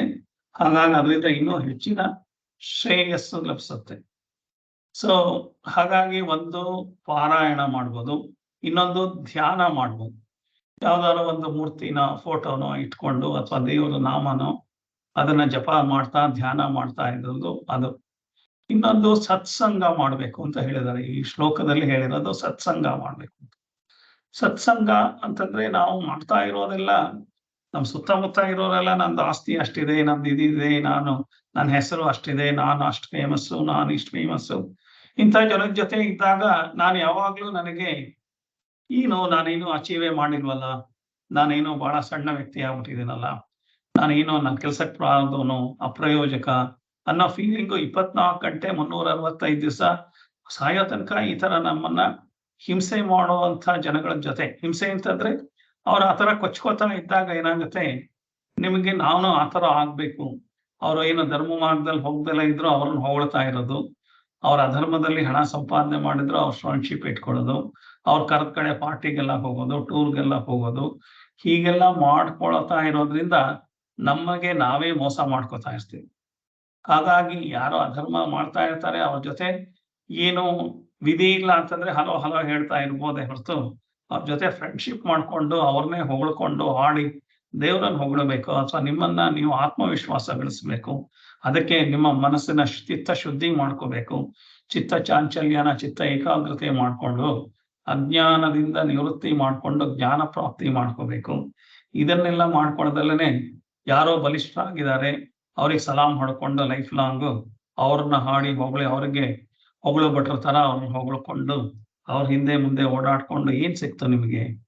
ಏನು ಸಿಕ್ಲಿ? ನನಗೆ ಅವ್ರಿಗೆ ಗೊತ್ತು ಅಂತ ಹೇಳ್ಕೊಳ್ಳೋದ್ರೊಳಗೆ ನನಗೆ ಒಂದು ಅಹಂಕಾರ ಬರುತ್ತೆ ಅಷ್ಟೇ ಹೊರತು ಏನು ಸಿಗಲ್ಲ. ಸೊ ಹಾಗೆ ನಾವು ಸತ್ಸಂಗ ಮಾಡಿದ್ರೆ ನಮ್ಗೆ ಗೊತ್ತಿಲ್ದಲೇನೆ ನಾವು ಮಾಡಿಫೈ ಆಗಿ ನಮ್ಗೆ ಮನಸ್ಸು ಸಮಾಧಾನ ಸಿಗುತ್ತೆ, ಮನಸ್ಸಿನ ಚಿತ್ತದಲ್ಲಿ ಶಾಂತಿ ಇರುತ್ತೆ, ಮನೆಯಲ್ಲಿ ನೆಮ್ಮದಿ ಇರುತ್ತೆ. ಚಿತ್ತ ಶಾಂತಿ ಬರ್ತಿದ್ದಾಗೆ ಆರೋಗ್ಯ ಚೆನ್ನಾಗಿರುತ್ತೆ. ಸೊ ಹಾಗಾಗಿ ಮನಸ್ಸಿನಲ್ಲಿ ಮನೆಯಲ್ಲಿ ಕಲಹ ಕಡಿಮೆ ಆಗುತ್ತೆ. ನಮ್ಮ ಸುತ್ತಮುತ್ತ ಇರೋರ ಜೊತೆ ನಾವು ಯುದ್ಧ ಮಾಡೋದು, ಫೈಟ್ ಮಾಡೋದು, ಮಾತುಗಳಲ್ಲಿ ಗಲಾಟೆ ಮಾಡ್ಕೊಂಡು ಕೋಪ ಮಾಡ್ಕೊಳ್ಳೋದು, ಮಾತು ಬಿಡೋದು, ಇವೆಲ್ಲದು ಆಗ್ದಲೇನೆ ಚೆನ್ನಾಗಿರುತ್ತೆ. ಸತ್ಸಂಗ ಮಾಡ್ಬೇಕು. ಅದಲ್ದಲೇನೆ ನಮ್ ಕೈಲಾದಷ್ಟು ದಾನನ ಮಾಡಬೇಕು ಅಂತ ಹೇಳೋದಕ್ಕೆ ಹೇಳಿದ. ಸೊ ಹಾಗಿರೋದ್ರಿಂದ ಇದನ್ನೆಲ್ಲ ಮಾಡಬೇಕು ಅಂತ ಹೇಳೋದಕ್ಕೆ ಜ್ಞೇಯಂ ಸಜ್ಜನ ಸಂಗೇ ಚಿತ್ತ ಅಂತ ಹೇಳಿದ. ಸೊ ಹೀಗೆ ಇರುವಾಗ ಇದನ್ನೆಲ್ಲ ಮಾಡ್ಬೇಕು, ಇದನ್ನ ಮಾಡೋದ್ರಿಂದ ಆಗತ್ತೆ ಅಂತ ಜ್ಞೇಯಂ ಗೀತಾ ನಾಮ ಸಹಸ್ರಂ, ಜ್ಞೇಯಂ ಗೀತಾ ನಾಮ ಸಹಸ್ರಂ, ಧ್ಯೇಯಂ ಶ್ರೀಪತಿ ರೂಪಂ ಅಜಸ್ರಂ. ಸೊ ಮೊದಲನೇದ್ರೊಳಗೆ ಗೀತೆ ಬಗ್ಗೆ ಹೇಳಿದ್ದಾರೆ ಮೊದಲನೇ ಲೈನ್ ಅಲ್ಲಿ. ಎರಡನೇದು ಸಹಸ್ರನಾಮಗಳ ಬಗ್ಗೆ ಹೇಳಿದ್ದಾರೆ. ಅಟ್ಲೀಸ್ಟ್ ಎಲ್ರಿಗೂ ಇಟ್ಕೋತಾರ. ನಾವೇನ್ಗೆ ಹೋಮ ಮಾಡಕ್ಕೆ ಹವನ ಮಾಡಕ್ ಬರ್ದಲೇ ಇರ್ಬೋದು, ಡೈಲಿ ನನಗೆ ಆ ಪೂಜೆ ಈ ಪೂಜೆ ಮಾಡಕ್ ಬರ್ದಲೇ ಇರ್ಬೋದು, ಅಟ್ಲೀಸ್ಟ್ ಭಗವದ್ಗೀತೆ ಹೇಳೋದಕ್ಕಂತೂ ಬರುತ್ತೆ. ಸೊ ನಾಮ ಸಹಸ್ರ ಅಂತಂದ್ರೆ ವಿಷ್ಣು ಸಹಸ್ರನಾಮ ಇದೆಲ್ಲ ಇದೆ. ಸೊ ನಾನು ಮುಂದೆ ಯಾವಾಗ್ಲಾರು ವಿಷ್ಣು ಸಹಸ್ರನಾಮನ ಡೀಟೈಲ್ ಆಗಿ ಪಾಠ ಮಾಡ್ಬೇಕಂತ ಇದ್ದೀನಿ. ಹಾಗೆ ಲಲಿತಾ ಸಹಸ್ರನಾಮನವೇ. ಆದ್ರೆ ನಮ್ಗಿರೋದು ಒಂದೇ ದಿವಸ ವಾರದಲ್ಲಿ. ಅದ್ರೊಳಗೆ ಯಾವ್ದನ್ನಾರು ಶುರು ಮಾಡಿ ಮಾಡ್ಬೇಕಾದ್ರೆ ತುಂಬಾ ಟೈಮ್ ತಗೊಳುತ್ತೆ. ಸೊ ವಿಷ್ಣು ಸಹಸ್ರನಾಮದ ಡೀಟೈಲ್ ಆಗಿರುವಂತ ಒಂದು ಪ್ರವಚನ ಮಾಲಿಕೆ ಮಾಡ್ಬೇಕು ಅಂತ ಇದೆ ಮನಸ್ಸಲ್ಲಿ. ಹಾಗೆ ಲಲಿತಾ ಸಹಸ್ರನಾಮದ್ದು ಒಂದು ಪ್ರವಚನ ಮಾಲಿಕೆ ಮಾಡಬೇಕು ಅಂತ ಇದೆ ಮನಸ್ಸಲ್ಲಿ. ನೋಡೋಣ ಯಾವಾಗ ಆಗುತ್ತೆ ಅಂತ. ಸೊ ಧ್ಯೇಯಂ ಅದು ನಾಮ ಸಹಸ್ರಂ ಅಂತ ಅವ್ರು ಹೇಳಿದ್ರು. ಧ್ಯೇಯಂ ಶ್ರೀಪತಿ ರೂಪಂ ಅಜಸ್ರಂ ಅಂತಂದ್ರೆ ಮೆಡಿಟೇಷನ್ನು ಮತ್ತೆ ಧ್ಯಾನ ಎರಡನ್ನು ಮಾಡಕ್ ಹೇಳಿದ್ದಾರೆ. ನೇಯಂ ಸಜ್ಜನ ಸಂಗೇ ಚಿತ್ತಂ ಅಂದ್ರೆ ಸಜ್ಜನರ ಸಹವಾಸ ಮಾಡಿ ನಮ್ಮ ಮನಸ್ಸನ್ನ ತಿಳಿ ಮಾಡಿಕೊಂಡು ಶಾಂತ ಚಿತ್ತರಾಗಿ ಮನಸ್ಸನ್ನ ನೆಮ್ಮದಿ ಕಡೆ ಕರ್ಕೊಂಡು ಹೋಗಕ್ಕೆ ಮಾಡಿ ಅಂತ. ಹಾಗೆ ನಮ್ಮಲ್ಲಿರೋದನ್ನ ಅವಶ್ಯಕತೆ ಇರೋರಿಗೆ ನಾವು ದಾನ ಮಾಡ್ಬೇಕು. ಅವಶ್ಯಕತೆ ಇದ್ದವ್ರಿಗೆ ಹೊರಸಿ ಕೊಡೋದ್ರೊಳಗೆ ಏನು ಪ್ರಯೋಜನ ಇಲ್ಲ. ಅವ್ರು ನಮ್ದನ್ನ ಏನು ತೆಗೆದು ನೋಡೋದು ಇಲ್ಲ. ನಾವು ತಗೊಂಡೋಗಿ ಒಂದು ಫ್ಲವರ್ ಬಕೆ, 1,000 ರೂಪಾಯಿ ಫ್ಲವರ್ ಬಕೆ 2,000 5,000 ಕೊಟ್ಟಿದ್ದೀನಿ ಇದ್ರೆ ಅದನ್ನ ಫ್ಲವರ್ ಬಕೆ ತಗೊಂಡು ಪಕ್ಕದಲ್ಲಿ ಇರ್ತಾರೆ ಅಷ್ಟೇ ಹೊರತು ಅದು ಒಣಗೋದ್ರೂ ಗೊತ್ತಿಲ್ಲ ಯಾರು ಕೊಟ್ಟಿದ್ದು ಅಂತ. ಯಾರು ಅದಕ್ಕೆಲ್ಲ ಇದೇ ಇರಲ್ಲ. ಆತರ ನಾವು ದುಡ್ಡನ್ನ ಎಲ್ಲೆಲ್ಲೋ ಹಾಳು ಮಾಡೋದ್ರ ಬದಲು ಅವಶ್ಯಕತೆ ಇರೋದನ್ನ ನಾವು ಕೊಡ್ಬೇಕು ಅಂತ. ನಾವ್ ಏನ್ ಮಾಡ್ತಾ ಇದೀವಿ, ದಾನ ಕೊಡೋದು ಅಂತಂದ್ರೆ ನಮ್ಮಲ್ಲಿ ಬೇಕಾದಷ್ಟು ಗಿಫ್ಟ್ ಐಟಮ್ಗಳು ಬಂದಿದೆ, ನಮ್ಮನೆ ಕಸ ಅದನ್ನ ಇನ್ನೊಬ್ರಿಗೆ ದಾಟ್ಸು, ನಮ್ಮನೆಗೆ ಬೇಕಾದಷ್ಟು ಬ್ಲೌಸ್ ಪೀಸ್ ಬಂದಿದೆ ಇನ್ನೊಬ್ರಿಗೆ ದಾನ, ಅದನ್ನೆಲ್ಲ ದಾನ ಅಂತ ಹೇಳಲ್ಲ ಯಾರು. ನಿಮ್ಮನೆ ಕಸ ವಿಲೇವಾರಿ ಮಾಡ್ತಾ ಇದ್ದೀರಾ ಅಂತ ಹೇಳಿ. ನೀವು ದುಡ್ದಿದ್ರೊಳಗೆ ನಿಮ್ಮ ಶ್ರಮದಲ್ಲಿ ಏನಿದೆ ಅದನ್ನ ಅವಶ್ಯಕತೆ ಇರೋರಿಗೆ ಕೊಟ್ರೆ ಅದನ್ನ ದಾನ ಅಂತ. ಯಾವುದೋ ವಿದ್ಯಾಸಂಸ್ಥೆ ಕೊಡಬಹುದು, ಅಥವಾ ಯಾವುದೋ ಒಂದು ಒಳ್ಳೆ ಸತ್ಸಂಗ ಮಾಡ್ತಾ ಇರೋಂತ ಒಂದು ಗುರುಕುಲಕ್ಕೆ ಕೊಡ್ಬೋದು. ಸೊ ಯಾವುದೋ ನಿಮ್ಗೆ ಮಾರ್ಗ ತೋರಿಸ್ತಾ ಇರುವಂತ ಗುರುಗಳಿಗೆ ದಾನ ಮಾಡ್ಬೋದು, ಅಥವಾ ಇನ್ಯಾರೋ ಬಡವರಾಗಿದ್ದಾರೆ ಅವ್ರ ಸಂಸಾರನ ನಿರ್ವಹಣೆ ಮಾಡೋದಕ್ಕೆ ಒಂದಿಷ್ಟು ಮಾಡ್ಬೋದು. ಇಂಥವೆಲ್ಲ ದಾನದ ರೂಪಕ್ಕೆ ಬರುತ್ತೆ. ಅದು ಬಿಟ್ಟು ಯಾವುದೋ ದೇವಸ್ಥಾನ ಯಾವುದೋ ಇದು ಮಾಡ್ತಾ ಇದ್ದೀನಿ ಅಂತ ಅನ್ಕೊಂಡ್ರೆ ಅಲ್ಲಿ ನಾನು ಕಿರೀಟ ಕೊಡಿಸ್ದೆ, ಬೆಳ್ಳಿ, ಅದೆಲ್ಲ ನನ್ನ ಅಹಂಕಾರನ ನನಗೆ ಹೆಸರು ಬರುತ್ತೆ, ಒಂದು ಫ್ಯಾನ್ ಕೊಟ್ಬಿಟ್ಟು 3 ಬ್ಲೇಡಿಗೆ 3 ಜನದ ಹೆಸರು ಹಾಕೊಳ್ಳೋದು. ಈ ಫ್ಯಾನ್ ನ 3 ಜನ ದಾನ ಮಾಡಿದ್ದಾರೆ ಅಂತ. ಫ್ಯಾನ್ ತಿರುಗ್ತಾ ಇರ್ಬೇಕಾದ್ರೆ ನಿಮ್ ಹೆಸರಲ್ಲಿ ಕಾಣುತ್ತೆ. ಸೊ ಆ ಫ್ಯಾನ್ ಕೂಡ ಕೊಟ್ಟುಬಿಟ್ಟು ನಾನು ಈ ಮೆಟ್ಲಿಗೆ ಒಂದೊಂದು 1,000 ಕೊಟ್ರೆ ಹೆಸರು ಹಾಕಿಸ್ತೀವಿ, ಅಥವಾ ಗೋಡೆಗೆ ಒಂದೊಂದು ಕಡ್ಪಾಕಲ್ಲು ಗ್ರಾನೈಟ್ ಹಾಕ್ಸಿದ್ರೆ ನಿಮ್ ಹೆಸರು ಹಾಕಿಸ್ತೀವಿ ಅಂತಂತ ಹೆಸರು ಹಾಕಿಸ್ಕೊಳ್ಳೋದಕ್ಕೋಸ್ಕರ ನಾವು ದಾನ ಮಾಡಿದ್ರೆ ಅದರಿಂದ ಏನು ಪ್ರಯೋಜನ ಇಲ್ಲ. ಒಂದು ಟ್ಯೂಬ್ ಲೈಟ್ ದಾನ ಮಾಡಿದ್ರೆ ಆ ಟ್ಯೂಬ್ ಲೈಟ್ ಮೇಲೆ ಹೆಸರು ಬರ್ಸಿದ್ರೆ ಆ ಟ್ಯೂಬ್ ಲೈಟ್ ಹೆಸರೇ ರಾರಾಜಿಸ್ತಾ ಇದೆಯಾ ಹೊರತು ಟ್ಯೂಬ್ ಲೈಟ್ ಇಂದ ಲೈಟೇ ಬರ್ತಾ ಇಲ್ಲ. ಬರೋದೇ ಸಣ್ಣ ಲೈಟು, ಅದ್ರೊಳಗೆ ನಮ್ಮ ಹೆಸರನ್ನು ಉದ್ದಕ್ಕೆ ಬರ್ಸ್ಬಿಟ್ರೆ ಏನಾಗುತ್ತೆ? ಸೊ ಈ ತರ ಎಲ್ಲ ನಾವು ಮಾಡೋದನ್ನ ದಾನ ಅಂತ ಅಂದ್ಕೊಂಡ್ರೆ ಅದು ದಾನ ಆಗಕ್ಕೆ ಸಾಧ್ಯ ಇಲ್ಲ. ನಾವು ದಾನ ಮಾಡೋದು ಗೌಪ್ಯವಾಗಿರ್ಬೇಕು, ದಾನ ಮಾಡೋದು ಅಷ್ಟು ದಾನ ಮಾಡಬೇಕು. ಸೊ ಹಾಗೆ ಬೇಕಾದಷ್ಟು ವ್ಯವಸ್ಥೆಗಳಿದೆ. ನಮ್ಮನ್ನ ಉತ್ತಮ ಮಟ್ಟಕ್ಕೆ ಕರ್ಕೊಂಡು ಹೋಗ್ತಾ ಇದೆ ಒಂದು ವಿದ್ಯೆ ಅಂತಂದ್ರೆ ಆ ವಿದ್ಯೆ ಗ್ರಹಣೆ ಮಾಡೋದಕ್ಕೆ ಬೇಕಾದಷ್ಟು ನಮ್ಮ ದಾನನ ಮಾಡ್ಬೋದು. ಯಾಕೆಂದ್ರೆ ನಮ್ಮನ್ನ ಉತ್ತಮ ವ್ಯಕ್ತಿಗಳನ್ನಾಗಿ ಮಾಡ್ತಾ ಇದೆ.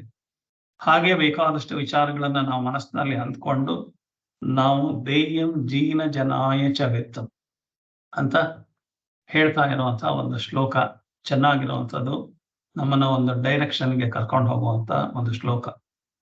ಸೊ ಹಾಗಾಗಿ ನಾವು ಮುಂದಿನ ಇದಕ್ಕೆ ಇದ್ರೊಳಗೆ ಕೂಡ ನಾವು ಫಿಸಿಕಲ್ ಆಗಿ, ಎಮೋಷನಲ್ ಆಗಿ, ಇಂಟೆಲೆಕ್ಚುಯಲ್ ಆಗಿ, ಬಾಡಿ ಮೈಂಡ್ ಇಂಟೆಲೆಕ್ಟ್ ಅಂತ ಏನ್ ಹೇಳ್ತೀವಿ, ಆ ಮೂರನ್ನು ಪ್ಯೂರಿಫೈ ಮಾಡ್ಕೊಳ್ಳೋದಕ್ಕೆ ಈ ಶ್ಲೋಕದಲ್ಲಿ ಹೇಳಿದ್ದಾರೆ. ಎಮೋಷನಲ್ ಆಗಿ ನಮ್ಮನ್ನ ಪ್ಯೂರಿಫೈ ಮಾಡ್ಕೋಬೇಕು, ಫಿಸಿಕಲ್ ಆಗಿ ನಮ್ಮನ್ನ ಪ್ಯೂರಿಫೈ ಮಾಡ್ಕೊಳ್ಬೇಕು, ಇದನ್ನೆಲ್ಲ ಮಾಡ್ಕೊಳ್ಬೇಕು. ಹಾಗಾದ್ರೆ ಮೆಟೀರಿಯಲಿಸ್ಟಿಕ್ ಆಗಿ ಸುಮ್ಮನೆ ಅಕ್ಯುಮುಲೇಷನ್ ಮಾಡ್ಕೊಳ್ಳೋದಲ್ಲ. ಸುಮ್ಮನೆ ಅಕ್ಯುಮುಲೇಷನ್ ಮಾಡಿಕೊಂಡು ಅದನ್ನ ನಿರ್ವಹಣೆ ಮಾಡೋದೇ ಜೀವನ ಅಂದ್ಕೊಂಡು ಮೊದಲು ಏನು ಇಲ್ಲ ಅಂತ ಅಕ್ಯುಮುಲೇಟ್ ಮಾಡ್ಕೋತೀವಿ. ಅಕ್ಯುಮುಲೇಟ್ ಮಾಡ್ಕೊಂಡಿರೋದನ್ನ, ಸಂಗ್ರಹ ಮಾಡ್ಕೊಂಡಿರೋದನ್ನ ನಿರ್ವಹಣೆ ಮಾಡಬೇಕು ಅಂತ ಅದೇ ಒಂದು ದೊಡ್ಡ ಕೆಲಸ. ಸೊ ಇದ್ರೊಳಗೆ ಜೀವನನ 100 ವರ್ಷನ ಕಳೆದ್ರೆ ಮೋಕ್ಷ ಪ್ರಾಪ್ತಿಗೆ ಯಾವಾಗ ನಾವು ಕೆಲಸ ಮಾಡೋದು ಅಂತ ಹೇಳೋವಂಥ ವಿಚಾರ ಇದು. ಸೊ ಇದು ಮುಂದಿನ ಶ್ಲೋಕಕ್ಕೆ ಹೋಗೋಣ ಮೇಡಮ್.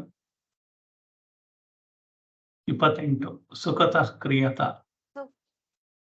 ಸುಖತಃ ಕ್ರಿಯತೆ ರಾಮ ಭೋಗಃ ಪಶ್ಚಾದ್ಯಂತ ಶರೀರೇ ರೋಗಃ.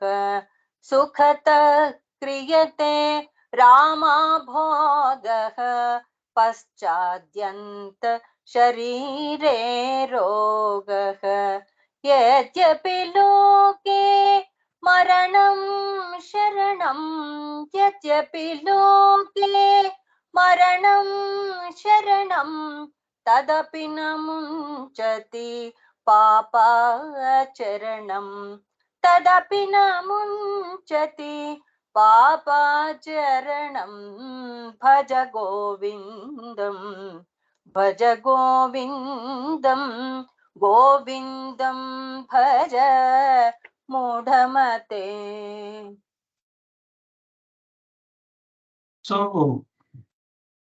ಏನ್ ಮಾಡಬಾರ್ದು ಅಂತ ಹೀಗೆ ಹೇಳ್ತಾ ಇದ್ದಾರೆ. ಇಷ್ಟು ದಿವಸ ಏನೇನು ಮೋಹ ಇದೆ ಅಂತ ಅಂದ್ರೆ ಸೊ ನಮ್ಗೆ ಇನ್ನೊಂದ್ಸಲ ಎಚ್ಚರಿಸ್ತಾ ಇದ್ದಾರೆ. ಏನ್ ಹೇಳ್ತಾ ಇದ್ದಾರೆ ಅಂದ್ರೆ ಸುಖತಃ ಕ್ರಿಯತೆ ರಾಮ ಭೋಗ. ಸುಖತಃ ಕ್ರಿಯತೆ, ಸುಖಕ್ಕೋಸ್ಕರ ನಾವು ಮಾಡದಲ್ಲೇ ಇರೋ ಕೆಲಸನೇ ಇಲ್ಲ. ನಾವು ಏನು ಸುಖ ಅನ್ಕೊಂಡಿದೀವಿ, ಸುಖದ ಕಲ್ಪನೆನೇ ನಮಗೆ ಸರಿಯಾಗಿ ಗೊತ್ತಿಲ್ಲ. ನಾವು ಸುಖ ಅನ್ಕೊಂಡಿರೋದು ಎಲ್ಲಾದುವೆ ಕಷ್ಟಪಟ್ಟ ಮೇಲೆ ನಾವು ಸುಖ ಅಂತ ಅನ್ಕೊಂಡಿರುವಂಥದ್ದು. ಸೊ ಸುಖತಃ ಕ್ರಿಯತೆ ರಾಮ ಭೋಗ. ರಾಮ ಭೋಗ ಮಾಡೋದಕ್ಕೆ, ಸುಖನ ನಿರ್ಮಾಣ ಮಾಡ್ಕೊಳ್ಳೋದಕ್ಕೆ ಬೇಕಾದಷ್ಟು ಮಾಡದಲ್ಲೇ ಇರುವಂತ ಕೆಲಸ ಇಲ್ಲ. ಆದ್ರೆ ನಮ್ಮ ಸುಖದ ಕಲ್ಪನೆ ಏನು ಅಂದ್ರೆ ನಮ್ಗೆ ಇಂದ್ರಿಯಗಳ ಸುಖನೇ ಸುಖ ಅಂತ ಅಂದ್ಕೊಂಡಿರುವಂಥದ್ದು ಅಜ್ಞಾನ. ನನ್ನ ಕಣ್ಣಿಗೆ ಬೇಕಾದ್ದನ್ನ ನಾನು ಕೊಡಿಸ್ಬಿಟ್ರೆ, ಕಿವಿಗೆ ಬೇಕಾದ್ದನ್ನ ಕೊಡಿಸ್ಬಿಟ್ರೆ, ನಾಲ್ಗೆಗೆ ಬೇಕಾದ್ದನ್ನ, ಮೂಗಿಗೆ ಬೇಕಾದ್ದನ್ನ, ಚರ್ಮಕ್ಕೆ ಬೇಕಾದ್ದನ್ನ ಕೊಟ್ಟುಬಿಟ್ರೆ ಸುಖ ಅಂತ ಅಂದ್ಕೊಂಡಿದ್ವಿ. ಸೊ ಅದು ಕೇಳ್ತಾ ಇದೆ ಇಂದ್ರಿಯಗಳು ಕೇಳೋದನ್ನ, ಅದನ್ನ ಪಡ್ಕೊಳ್ಳೋದಕ್ಕೋಸ್ಕರ ಕಷ್ಟಪಡ್ತಾ ಇದ್ದೀನಿ. ಇಂದ್ರಿಯಗಳು ಯಾರನ್ನ ಕಷ್ಟಪಡಿಸ್ತಾ ಇದೆ? ನಮ್ಮ ದೇಹನೇ ಕಷ್ಟಪಡಿಸ್ತಾ ಇದೆ. ನನ್ನ ಕಾಲ್ನ ಅಲ್ಲಿ ಹೋಗು ಅನ್ನತ್ತೆ, ಇಲ್ಲಿ ಹೋಗು ಅನ್ನತ್ತೆ, ಭಾರ ಹೊತ್ಕೊ ಅನ್ನತ್ತೆ, ಕೈನಲ್ಲಿ ಆ ಕೆಲಸ ಮಾಡು, ಈ ಕೆಲಸ ಮಾಡು, ನೀ ಕರ್ಕೊಂಡು ಹೋಗು ದೇಹನ, ಅಲ್ಲಿ ಕರ್ಕೊಂಡು ಹೋಗು, ಆ ಕೆಲಸ ಮಾಡಿಸು, ಈ ಕೆಲಸ ಮಾಡು, ಇದೆಲ್ಲ ಮಾಡಿ ಎಲ್ಲ ಮನಸ್ಸನ್ನು ಹಾಳು ಮಾಡಿ ಇಂದ್ರಿಯಗಳು. ಸೊ ಏನೇನಂದ್ರೆ ಯಾತಕ್ ಮಾಡ್ತಾ ಇದೆ ಅಂತಂದ್ರೆ, ನನ್ನ ಇಂದ್ರಿಯ ಸುಖಕ್ಕೋಸ್ಕರ ಇಂದ್ರಿಯಗಳು ನಮ್ಮನ್ನ ಪ್ರೇರೇಪಣೆ ಮಾಡ್ತಾ ಇದೆ. ಸೊ ಪ್ರೇರೇಪಣೆ ಮಾಡಿ ಅದ್ ಹೋಗು, ಅದ್ ತಿನ್ನು, ಇದ್ ಹೋಗು, ಇದನ್ನ ನೋಡು, ಸೊ ಅದು ಮಾಡು, ಇದು ಮಾಡು ಅಂತ ಇಂದ್ರಿಯಗಳು ನಮ್ಮನ್ನು ಓಡಿಸ್ತಾ ಇದೆ, ಸುಮ್ನೆ ಕೂತ್ಕೊಳಕ್ ಬಿಡ್ತಾ ಇದೆ. ಸೊ ಸುಖತಃ ಕ್ರಿಯತೆ ರಾಮ ಭೋಗ, ಆರಾಮವಾಗಿ ಭೋಗ ಅನುಭವಿಸ್ಬೇಕು. ಹೆಚ್ಚಿಗೆ ದುಡ್ಡು ಸಂಪಾದನೆ ಮಾಡಿದ್ರೆ ಹೆಚ್ಚಿಗೆ ಆರಾಮಾಗಿರ್ಬೋದು ಅನ್ನೋದು ನಮ್ಮ ಕಲ್ಪನೆ. ಸೊ ಹೆಚ್ಚಿಗೆ ಆರಾಮಾಗಿದ್ರೆ ನಮ್ಗೆ ಸುಖ ಸಿಗತ್ತಾ ಅಂತ ಒಂದ್ಸಲ ನೋಡ್ಬೇಕು. ಸೊ ಹೆಚ್ಚಿಗೆ ದುಡ್ಡಿದೆ ಅಂತಂದ್ರೆ ನಾನು ಆರಾಮಾಗಿ ಒಂದು ಅರಳಿಕಟ್ಟೆ ಮೇಲೆ ಸುತ್ತಲುವೆ ಅಲ್ಲೇ ಆ ಕಲ್ ಮೇಲೆ ಮಲಗಿ ಆರಾಮಾಗಿ ನಿದ್ದೆ ಮಾಡ್ತಾ ಇದ್ದೆ. ಮುಂಚೆ ಬರ್ತಾ ಇತ್ತು ನಿದ್ದೆ. ಈಗ ದುಡ್ಡೆಲ್ಲ ಸಂಪಾದನೆ ಮಾಡಿದೀನಿ, ಬೇಕಾದಷ್ಟು ದುಡ್ಡಿದೆ, ಏರ್ ಕಂಡೀಷನ್ಡ್ ಬೆಡ್ರೂಮು, ಮ್ಯೂಸಿಕಲ್ ಯಾರೋ ಆರ್ಕಿಟೆಕ್ಟ್ ಎಲ್ಲ ಬಂದಿದ್ದಾನೆ, ಅವನು ಎಲ್ಲ ಯಾವ ತರ ಮ್ಯೂಸಿಕ್ ಇರಬೇಕು, ಯಾವ ತರ ಲೈಟ್ ಇರಬೇಕು, ಆಟೋಮೆಟಿಕ್ ಆಗಿ ಮೂಡ್ ಲೈಟ್ ಅಂತ, ನಮ್ಮ ಮೂಡಿಗೆ ತಕ್ಕನಾಗಿ ಲೈಟ್ ಎಲ್ಲ ಡಿಮ್ ಆಗೋದು, ಡಿಪ್ ಆಗೋದು, ಕಲರ್ ಚೇಂಜ್ ಆಗೋದು, ಆ ತರದೆಲ್ಲ ಮಾಡ್ಕೊಟ್ಟಿದ್ದಾನೆ. ಸೊ ಮ್ಯೂಸಿಕ್ ಎಲ್ಲ ಯಾವ್ಯಾವಾಗ ಒಳ್ಳೇದು ಬರ್ಬೇಕು ಅದೆಲ್ಲ ಮಾಡ್ಕೊಟ್ಟಿದ್ದಾನೆ. ಬರೀ ಸ್ವಿಚ್ ಅಲ್ಲೇ ಕಿಟಕಿ ಹಾಕೊಳ್ಳೋದು, ಬಾಗಿಲು ಹಾಕೊಳ್ಳೋದು, ಕರ್ಟನ್ ತೆಗಿಯೋದು, ಕರ್ಟನ್ ಇದು ಮಾಡೋದು. ಸೊ ಮನೆಯಲ್ಲಿ ಏರ್ ಕಂಡೀಷನ್ ಅದು ಅವಶ್ಯಕತೆನೆ ಆಗುವಂಥದ್ದು.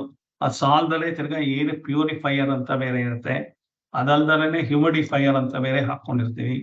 ಇದೆಲ್ಲ ಮಾಡ್ಕೊಂಡು ಸೊ ಒಳ್ಳೆ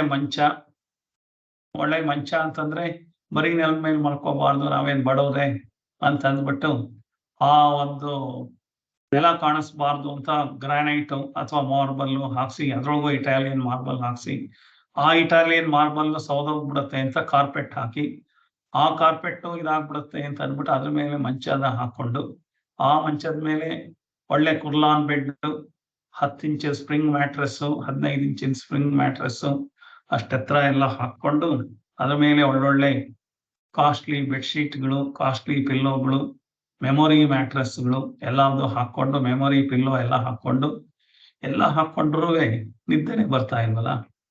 ಸುಖ ಎಲ್ಲಿ ಬಂತು? ಆರಾಮಾಗಿ ಬರ್ತಾ ಇದ್ದಿದ್ ನಿದ್ದೆ ಇಷ್ಟೆಲ್ಲ ಮಾಡ್ಕೊಂಡ ಮೇಲೆ ನನಗೆ ನಿದ್ದೆ ಬರ್ತಾ ಇಲ್ಲ. ನಿದ್ದೆ ಮಾತ್ರೆ ತಗೋಬೇಕು, ಅವಾಗ ಎಚ್ಚರ ಆಗುತ್ತೆ. ನನಗೇನು ಸರಿಯಾದ ಮನಸ್ಥಿತಿ, ನನಗೆ ನಿದ್ದೆನೆ ಬರ್ದಲೇ ಇರೋದ್ರಿಂದ ನನ್ನ ಜೀವನ ಹಾಳಾಗ್ತಾ ಇದೆ. ಅಂದ್ರೆ ನಾನು ಅನ್ಕೊಂಡಿದ್ದ ಸುಖದಲ್ಲಿ ಸುಖ ಕಾಣಿಸ್ತಾ ಇಲ್ಲ ನನಗೆ.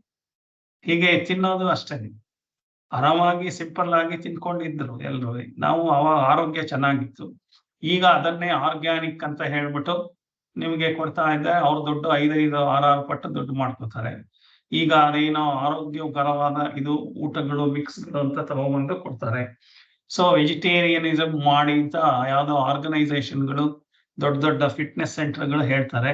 ಅವರಿಗೆ ಲಕ್ಷಾಂತರ ರೂಪಾಯಿ ಕೊಟ್ಟು ಅವ್ರ ಹತ್ರ ಹೋಗೋದು, ತಿನ್ನೋದು ನಾವೇನೆ, ಮೈ ಬೆಳೆಸ್ಕೊಳ್ಳೋದು ನಾವೇ, ಕಾಯಿಲೆ ಬರ್ಸ್ಕೊಳ್ಳೋದು ನಾವೇ, ಎಲ್ಲ ಮಾಡ್ಕೊಂಡು ತಿರ್ಗಾ ಡಾಕ್ಟರ್ ಹತ್ರ ಹೋಗೋದು ನಾವೇ, ಆಪರೇಷನ್ ಮಾಡಿಸ್ಕೊಳ್ಳೋದು ನಾವೇ, ಸ್ಲಿಮ್ ಆಗೋದಕ್ಕೆ ಪ್ಲಾಸ್ಟಿಕ್ ಸರ್ಜರಿ ಮಾಡಿಸ್ಕೊಳ್ಳೋದ್ರಿಂದ ಹಿಡಿದು ಏನೇನೋ ತಿಂದು ಬೇಗ ಕ್ವಿಕ್ ಆಗಿ ಸಣ್ಣಗಾಗ್ಬಿಡ್ಬೇಕು ಅಂತ ಯಾವ್ಯಾವ್ದೋ ಮೆಡಿಸಿನ್ ತಿಂದು ಯಾವ್ಯಾವ್ದೋ ಅಂಗಗಳು ಡ್ಯಾಮೇಜ್ ಆಗಿ ಡಮಾರ್ ಆಗಿರುತ್ತೆ.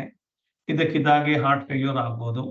ಎಲ್ಲ 40 ವರ್ಷ 45 ವರ್ಷದ ಹೀರೋಯಿನ್ಗಳೆಲ್ಲರೂ ಸತ್ತೋಗ್ತಾ ಇದ್ದಾರೆ ಅಂತಂದ್ರೆ ಅವ್ರಿಗೆ ಫಿಟ್ನೆಸ್ ಕೊರತೆ ಇಲ್ಲ. ಬೇಕಾದಷ್ಟು ಜನ ಜಿಮ್ಮು ಅದು ಇದು ಹೇಳ್ಕೊಡೋರಿದ್ದಾರೆ, ಯೋಗ ಹೇಳ್ಕೊಡೋರಿದ್ದಾರೆ, ಎಲ್ಲರೂ ಇದ್ದಾರೆ. ಆದ್ರೆ ಅವ್ರ ಜೀವನ ಶೈಲಿ, ಅವ್ರು ಓಡ್ತಾ ಇರೋ ದೃಷ್ಟಿ, ಹಣ ಸಂಪಾದನೆ ಮಾಡ್ಬೇಕು, ಹೆಸರು ಸಂಪಾದನೆ ಮಾಡ್ಬೇಕು, ಅವರು ಆ ತರದಲ್ಲಿ ಓಡ್ತಾ ಅವ್ರಿಗೆ ಏನಾಗುತ್ತೆ ಅಂತ ಹೇಳ್ತಾ ಇದ್ದಾರೆ. ಸುಖತ ಕ್ರಿಯತೆ ರಾಮ ಭೋಗ, ಪಶ್ಚಾದ್ಯಂತ ಶರೀರೇ ರೋಗ. ಸೊ ಈ ತರ ನೀವು ಓಡೋಗ್ತಾ ಇದ್ರೆ ಸುಖ ಬೇಕು ಅಂತಂದ್ರೆ ಅದ್ರ ನಂತರ ಏನಾಗುತ್ತೆ ಅಂದ್ರೆ ಶರೀರ ಮನಸ್ಸಿಗೆ ರೋಗ ಹೇಳ್ಕೊಳುತ್ತೆ. ಪಶ್ಚಾದ್ಯಂತ ಶರೀರೇ ರೋಗ. ಸೊ ಇದೆಲ್ಲ ಹಿಂದೆ ಓಡ್ತಾ ನಿಮ್ಗೆ ಏನಾಗುತ್ತೆ ಅಂದ್ರೆ ಖಂಡಿತವಾಗಿ ಬರೋದು ರೋಗ, ಮಾನಸಿಕವಾಗಿ ರೋಗ, ಶರೀರಕ್ಕೆ ರೋಗ ಬರುತ್ತೆ. ಸೊ ಅಂತ ಹೇಳ್ತಾ ಇದ್ದಾರೆ. ಸುಖತ ಕ್ರಿಯತೆ ರಾಮ ಭೋಗ, ಪಶ್ಚಾದ್ಯಂತ ಶರೀರೇ ರೋಗ, ಯದ್ಯಪಿ ಲೋಕೆ ಮರಣಂ ಶರಣಂ. ಇಷ್ಟೆಲ್ಲ ಆಗುತ್ತೆ ಅಂತ ಗೊತ್ತಿದ್ರು, ಎಲ್ಲರೂ ಹೇಳ್ತಾ ಇದ್ರು ಮರಣಂ ಶರಣಂ. ಸೊ ಅದೇ ಮರಣಕ್ಕೆ ನಾವು ಶರಣಾಗ್ತಾ ಇದೀವಿ ಹೊರತು ಅಂದ್ರೆ ಅಲ್ಲಿ ಮರಣ ತಂದ್ಕೊಡತ್ತೆ. ಅಂದ್ರೆ ಮರಣ ಅಂತಂದ್ರೆ ಸುಖದ ಮರಣ ಆಗ್ತಾ ಇದೆ. ಸುಖ ಬರ್ತಾ ಇಲ್ಲ ನಮ್ಗೆ. ಸುಖದ ಗರ್ವ ಇದೆ ಹೊರತು ಸುಖ ಯಾವುದು ಬರ್ತಾ ಇಲ್ಲ. ಸೊ ನನಗೆ ತುಂಬಾ ದುಡ್ಡಿದೆ ಅಂತ ಹೋಗಿ ಬೇಕಾದಷ್ಟು ಕಡೆ ಟೂರ್ ಹೋಗಿ ಹಳ್ಳ ಹತ್ತಿ ದಿಣ್ಣೆ ಹತ್ತಿ ಅದ್ಯಾವುದೋ ಪಾತಾಳಕ್ಕೆ ಹೋಗಿ ಬೆಟ್ಟ ತುದಿ ಮುಟ್ಟಿ ಅದು ಮಾಡಿ ಅಲ್ಲಿ ಯಾವುದೋ ರೆಸಾರ್ಟು ಇಲ್ಲಿ ಯಾವುದೋ ಇದು ಅಂತ ಅಂದು ಕುಣಿದು ಕುಪ್ಪಳಿಸಿ ಕುಡಿದು ತಿಂದು ಎಲ್ಲ ಮಾಡಿ ಸುಸ್ತು ಮಾಡಿಕೊಂಡು ಇನ್ನೊಂದು ವಾರ ರೆಸ್ಟು. ಸೊ ಇದೇ ಮಾಡ್ತಾ ಇರೋದೇ ಬಿಟ್ರೆ, ಸೊ ಯದ್ಯಪಿ ಲೋಕೆ ಇಷ್ಟಾದ್ರೂ ಈ ಪ್ರಪಂಚದಲ್ಲಿರೋ ಯದ್ಯಪಿ ಲೋಕೆ ಇಷ್ಟೆಲ್ಲ ಆದ್ರೂ ಈ ಲೋಕದಲ್ಲಿರೋ ಜನರು ಮರಣಂ ಶರಣ, ಮರಣ ಅಂತಂದ್ರೆ ನನ್ನ ಸಂತೋಷಕ್ಕೆ ಮರಣ ಆಗ್ತಾ ಇದೆ, ಅದನ್ನ ಗಮನಿಸ್ತಾ ಇಲ್ಲ. ಅದಲ್ದೇ ನನಗೆ ಪರ್ಮನೆಂಟ್ ಆಗಿ ಬೇಗ ಮರಣ ಅಂತಂದ್ರೆ ಸಾಯೋದು ಅಂತಂದ್ರೆ ಕೊನೆಗೆ ಸಾಯೋದೆ ಅಂದ. ನನ್ನ ಸುಖ ಸಂತೋಷಗಳು, ನನ್ನ ಭಾವನೆಗಳು, ನನ್ನ ಸುತ್ತಮುತ್ತ ಇರೋ ಜನಗಳೊಡನೆ ಸಂಬಂಧ, ಈ ಎಲ್ಲಾ ತರದ್ದು ಮರಣ ಆಗ್ತಾ ಇದೆ. ಮರಣಂ ಶರಣಂ ಇಷ್ಟೆಲ್ಲ ಆಗತ್ತೆ ಅಂತ ಗೊತ್ತಿದೆ. ಇಷ್ಟೆಲ್ಲ ಅಂದ್ರೆ ಸುಖತ ಕ್ರಿಯತೆ ರಾಮಭೋಗ ಪಶ್ಚಾತ್ಯಂತ ಶರೀರೇ ರೋಗ ಯದ್ಯಪಿ ಲೋಕೆ ಮರಣಂ ಶರಣಂ ತದಪಿ ನ ಮುಂಚತಿ ಪಾಪ ಶರಣಂ. ಸೊ ಇಷ್ಟೆಲ್ಲ ಆಗ್ತಾ ಇದ್ರು, ಇದೆಲ್ಲ ಆಗ್ತಾ ಇದೆ ಅನ್ನೋದು ಗೊತ್ತಿದ್ರು ಏನ್ ಮಾಡ್ತಾ ಇದ್ದಾರೆ? ಸೊ ಈವನ್ ದೆನ್ ಅಂತ, ತದಪಿ ಅಂತಂದ್ರೆ ಈವನ್ ದೆನ್ ಅಂದ್ರೆ ಈ ಅಷ್ಟೆಲ್ಲ ಆದ್ರೂ ಮುಂಚತಿ ಪಾಪ ಶರಣ. ಸೊ ಇನ್ನೂ ನಾನು ಪಾಪ ಆಚರಣೆಗಳು ಎಂತಂದ್ರೆ ಅಧರ್ಮದ ಆಚರಣೆಗಳಿಂದ ಸಂಪಾದನೆ ಮಾಡೋದು, ಅಧರ್ಮದ ಆಚರಣೆಗಳಿಂದ ಸುಖ ಪಡೋದು, ಇದನ್ನೇ ಮಾಡ್ತಾ ಇದ್ದೀನಿ ಹೊರತು ಭಜಗೋವಿಂದಂ ಇಲ್ವೇ ಇಲ್ಲ. ನಾನು ಭಜಗೋವಿಂದಮಿಗೆ ಪುರ್ಸೊತ್ತೇ ಇಲ್ಲ. ಸೊ ದಟ್ ಈಸ್ ವಾಟ್ ಈ ಶ್ಲೋಕ ಹೇಳುತ್ತೆ. ಈ ಶ್ಲೋಕ ಸ್ವಲ್ಪ ಡೀಟೈಲ್ ಆಗಿ ನೋಡೋಣ. ಸೊ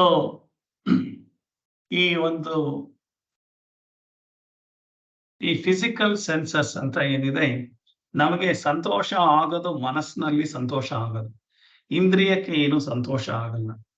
ಫಾರ್ ಎಕ್ಸಾಂಪಲ್, ಕಣ್ಣಿಗೆ ನೋಡ್ತಿದ್ರೆ ಕಣ್ಣಿಗೆ ಬೇಕಾದ ಕಡೆ ಕರ್ಕೊಂಡು ಹೋದ್ರೆ ಕಣ್ಣಿಗೆ ನೋಡುತ್ತಷ್ಟೇನೆ, ಕಣ್ಣಿಗೆ ಏನು ಸಂತೋಷ ಆಗಲ್ಲ. ಕಣ್ಣಿಂದ ಮನಸ್ಸಿಗೆ ಹೋಗಿ ಮನಸ್ಸಿನಲ್ಲಿ ಸಂತೋಷ ಉತ್ಪತ್ತಿ ಆಗ್ಬೇಕದು. ಹಾಗೆ ನಾಲ್ಗೆ ತಿಂದ್ರೆ ನಾಲ್ಗೆಗೆ ಏನು ಕುಣಿದಾಡಲ್ಲ. ನಾಲ್ಗೆಗೆ ರುಚಿ ಷಡ್ರ ರಸಗಳಿದೆ. 6 ರುಚಿಗಳಲ್ಲಿ ಯಾವ್ದನ್ನಾರು ಕೊಟ್ರೆ ಅದನ್ನ ಯಾವ್ದು ಬೇಕು ಅಂತ ಇದನ್ನೋ ಅದನ್ನ ಕೊಟ್ರೆ ಅದಕ್ಕೊಂದ್ ಸ್ವಲ್ಪ ತಿನ್ಬೋದು ಅಷ್ಟೇ ಹೊರತು, ನಾಲ್ಗೆ ತಿನ್ನುವುದು ಅಷ್ಟೇ ಹೊರತು ಅದರದ ಆಹ್ಲಾದ ಅದೆಲ್ಲ ಮನಸ್ಸಿಗೆ ರವಾನೆಯಾಗಿ ಮನಸ್ಸಿನಲ್ಲಿ ಸಂತೋಷ ಬರ್ಬೇಕು. ಜಾಮೂನ್ ಇಷ್ಟ ಅಂತಂದ್ರೆ ಜಾಮೂನ್ ನಾಲ್ಗೆ ಮೇಲೆ ಹಾಕಿದ್ರೆ ಆ ಒಂದು ಫೀಲಿಂಗು ಮನಸ್ಸಿನಲ್ಲಿ ರಿಜಿಸ್ಟರ್ ಆಗಿ ಆ ಆನಂದನ ಉತ್ಪತ್ತಿ ಮಾಡುತ್ತದೆ. ಸೊ ಹಾಗೆ ಇಂದ್ರಿಯಗಳಿಗೆ ಯಾವುದನ್ನು ಸುಖ ಅನುಭವಿಸ್ತಾ ಇಲ್ಲ, ಮನಸ್ಸು ಅನುಭವಿಸ್ತಾ ಇದೆ. ಆ ಮನಸ್ಸು ಕೇಳಿದ್ದೆಲ್ಲ ಕೊಡ್ತಾ ಹೋದ್ರೆ ಆ ಮನಸ್ಸಿಗೆ ಸುಖ ಸಿಗತ್ತೆ ಅಂತ ನಾನು ಅಂದ್ಕೊಂಡಿದ್ರೆ ಹಾಗಾಗಕ್ ಸಾಧ್ಯ ಇಲ್ಲ. ಹೇಗೆ ಅಂದ್ರೆ, ಮನಸ್ಸು ಕೇಳದನ್ನೆಲ್ಲ ಕೊಡ್ತಾ ಇದ್ರೆ ಅದು ಇವತ್ತು 10 ಕೇಳಿದ್ರೆ ನಾಳೆ 100 ಕೇಳುತ್ತೆ, ನಾಳೆ 100 ನೀವು ತಗೊಂಡ್ ಕೊಟ್ರೆ 1000 ಕೇಳುತ್ತೆ. ಆ ಮನಸ್ಸು ಕೇಳ್ತಾ ಇರೋದಷ್ಟೇನೆ. ಮನಸ್ಸಿಗೆ ಸಮಾಧಾನ ಮಾಡ್ಬೇಕಾದ್ರೆ ಅದನ್ನ ಬೇರೆ ಕಡೆಗೆ ಮನಸ್ಸನ್ನ ಹರಿಸ್ಬೇಕು. ನಾವು ಈ ತರ ಮೆಟೀರಿಯಲಿಸ್ಟಿಕ್ ಪ್ರಾಪಂಚಿಕ ದೃಷ್ಟಿಗೆ ಮನಸ್ಸನ್ನ ಹರಿಸ್ತಾ ಇದ್ರೆ ಕೊನೆ ಮೊದಲೇ ಇಲ್ದಲೇ ಇರುವಂತ ಆಸೆಗಳು ಹುಟ್ಕೊಂಡು ಏನು ತದಪಿನ ಮುಂಚತಿ ಪಾಪಾಚರಣ, ನಮ್ಮ ಪಾಪದ ಕಡೆ ಪಾಪ ಆಚರಣೆ ಮಾಡಿಕೊಂಡು, ಪಾಪಾಚರಣೆ ಅಂದ್ರೆ ಪಾಪದಿಂದ ಧನ ಸಂಗ್ರಹ, ಅಧರ್ಮದಿಂದ ಧನ ಸಂಗ್ರಹ ಮಾಡಿ ನನ್ನ ಈ ಭೋಗಗಳನ್ನೆಲ್ಲ ಪೂರೈಸ್ಕೊಳ್ಳೋ ಕಡೆಗೆ ನನ್ನ ಹೆಚ್ಚು ಎಳ್ಕೊಂಡು ಹೋಗುತ್ತೆ. ಇವತ್ತು 1 ಕೋಟಿ ಆದ್ರೆ ಸಾಕು ಅಂದ್ರೆ ನಾಳೆ 10 ಕೋಟಿ ಮಾಡೋಣ, ಅದರಿಂದ ಇನ್ನೂ ಸಂತೋಷ, ಇನ್ನೊಂದಿಷ್ಟು ಪ್ಲೆಷರ್ ಸಿಗ್ಬೋದು. ಸೊ ಆಟೋಮೆಟಿಕ್ ಆಗಿ ಮಸಾಜ್ ಮಾಡುವಂತ ಮಿಷನ್ ಸಿಗ್ಬೋದು. ಆಮೇಲೆ ಆಟೋಮೆಟಿಕ್ ಆಗಿ ಮಸಾಜ್ ಮಾಡುವಂತ ಎಲ್ಲಾರು ಬರ್ಬೋದು, ಜನಗಳು ಹೆಂಗಳೆಯರು ಎಲ್ಲರೂ ಬರ್ಬೋದು. ಅಷ್ಟೇ ಸುಖ ಅಂದ್ರೆ ಇನ್ನೇನಿಲ್ಲ ತಾನು.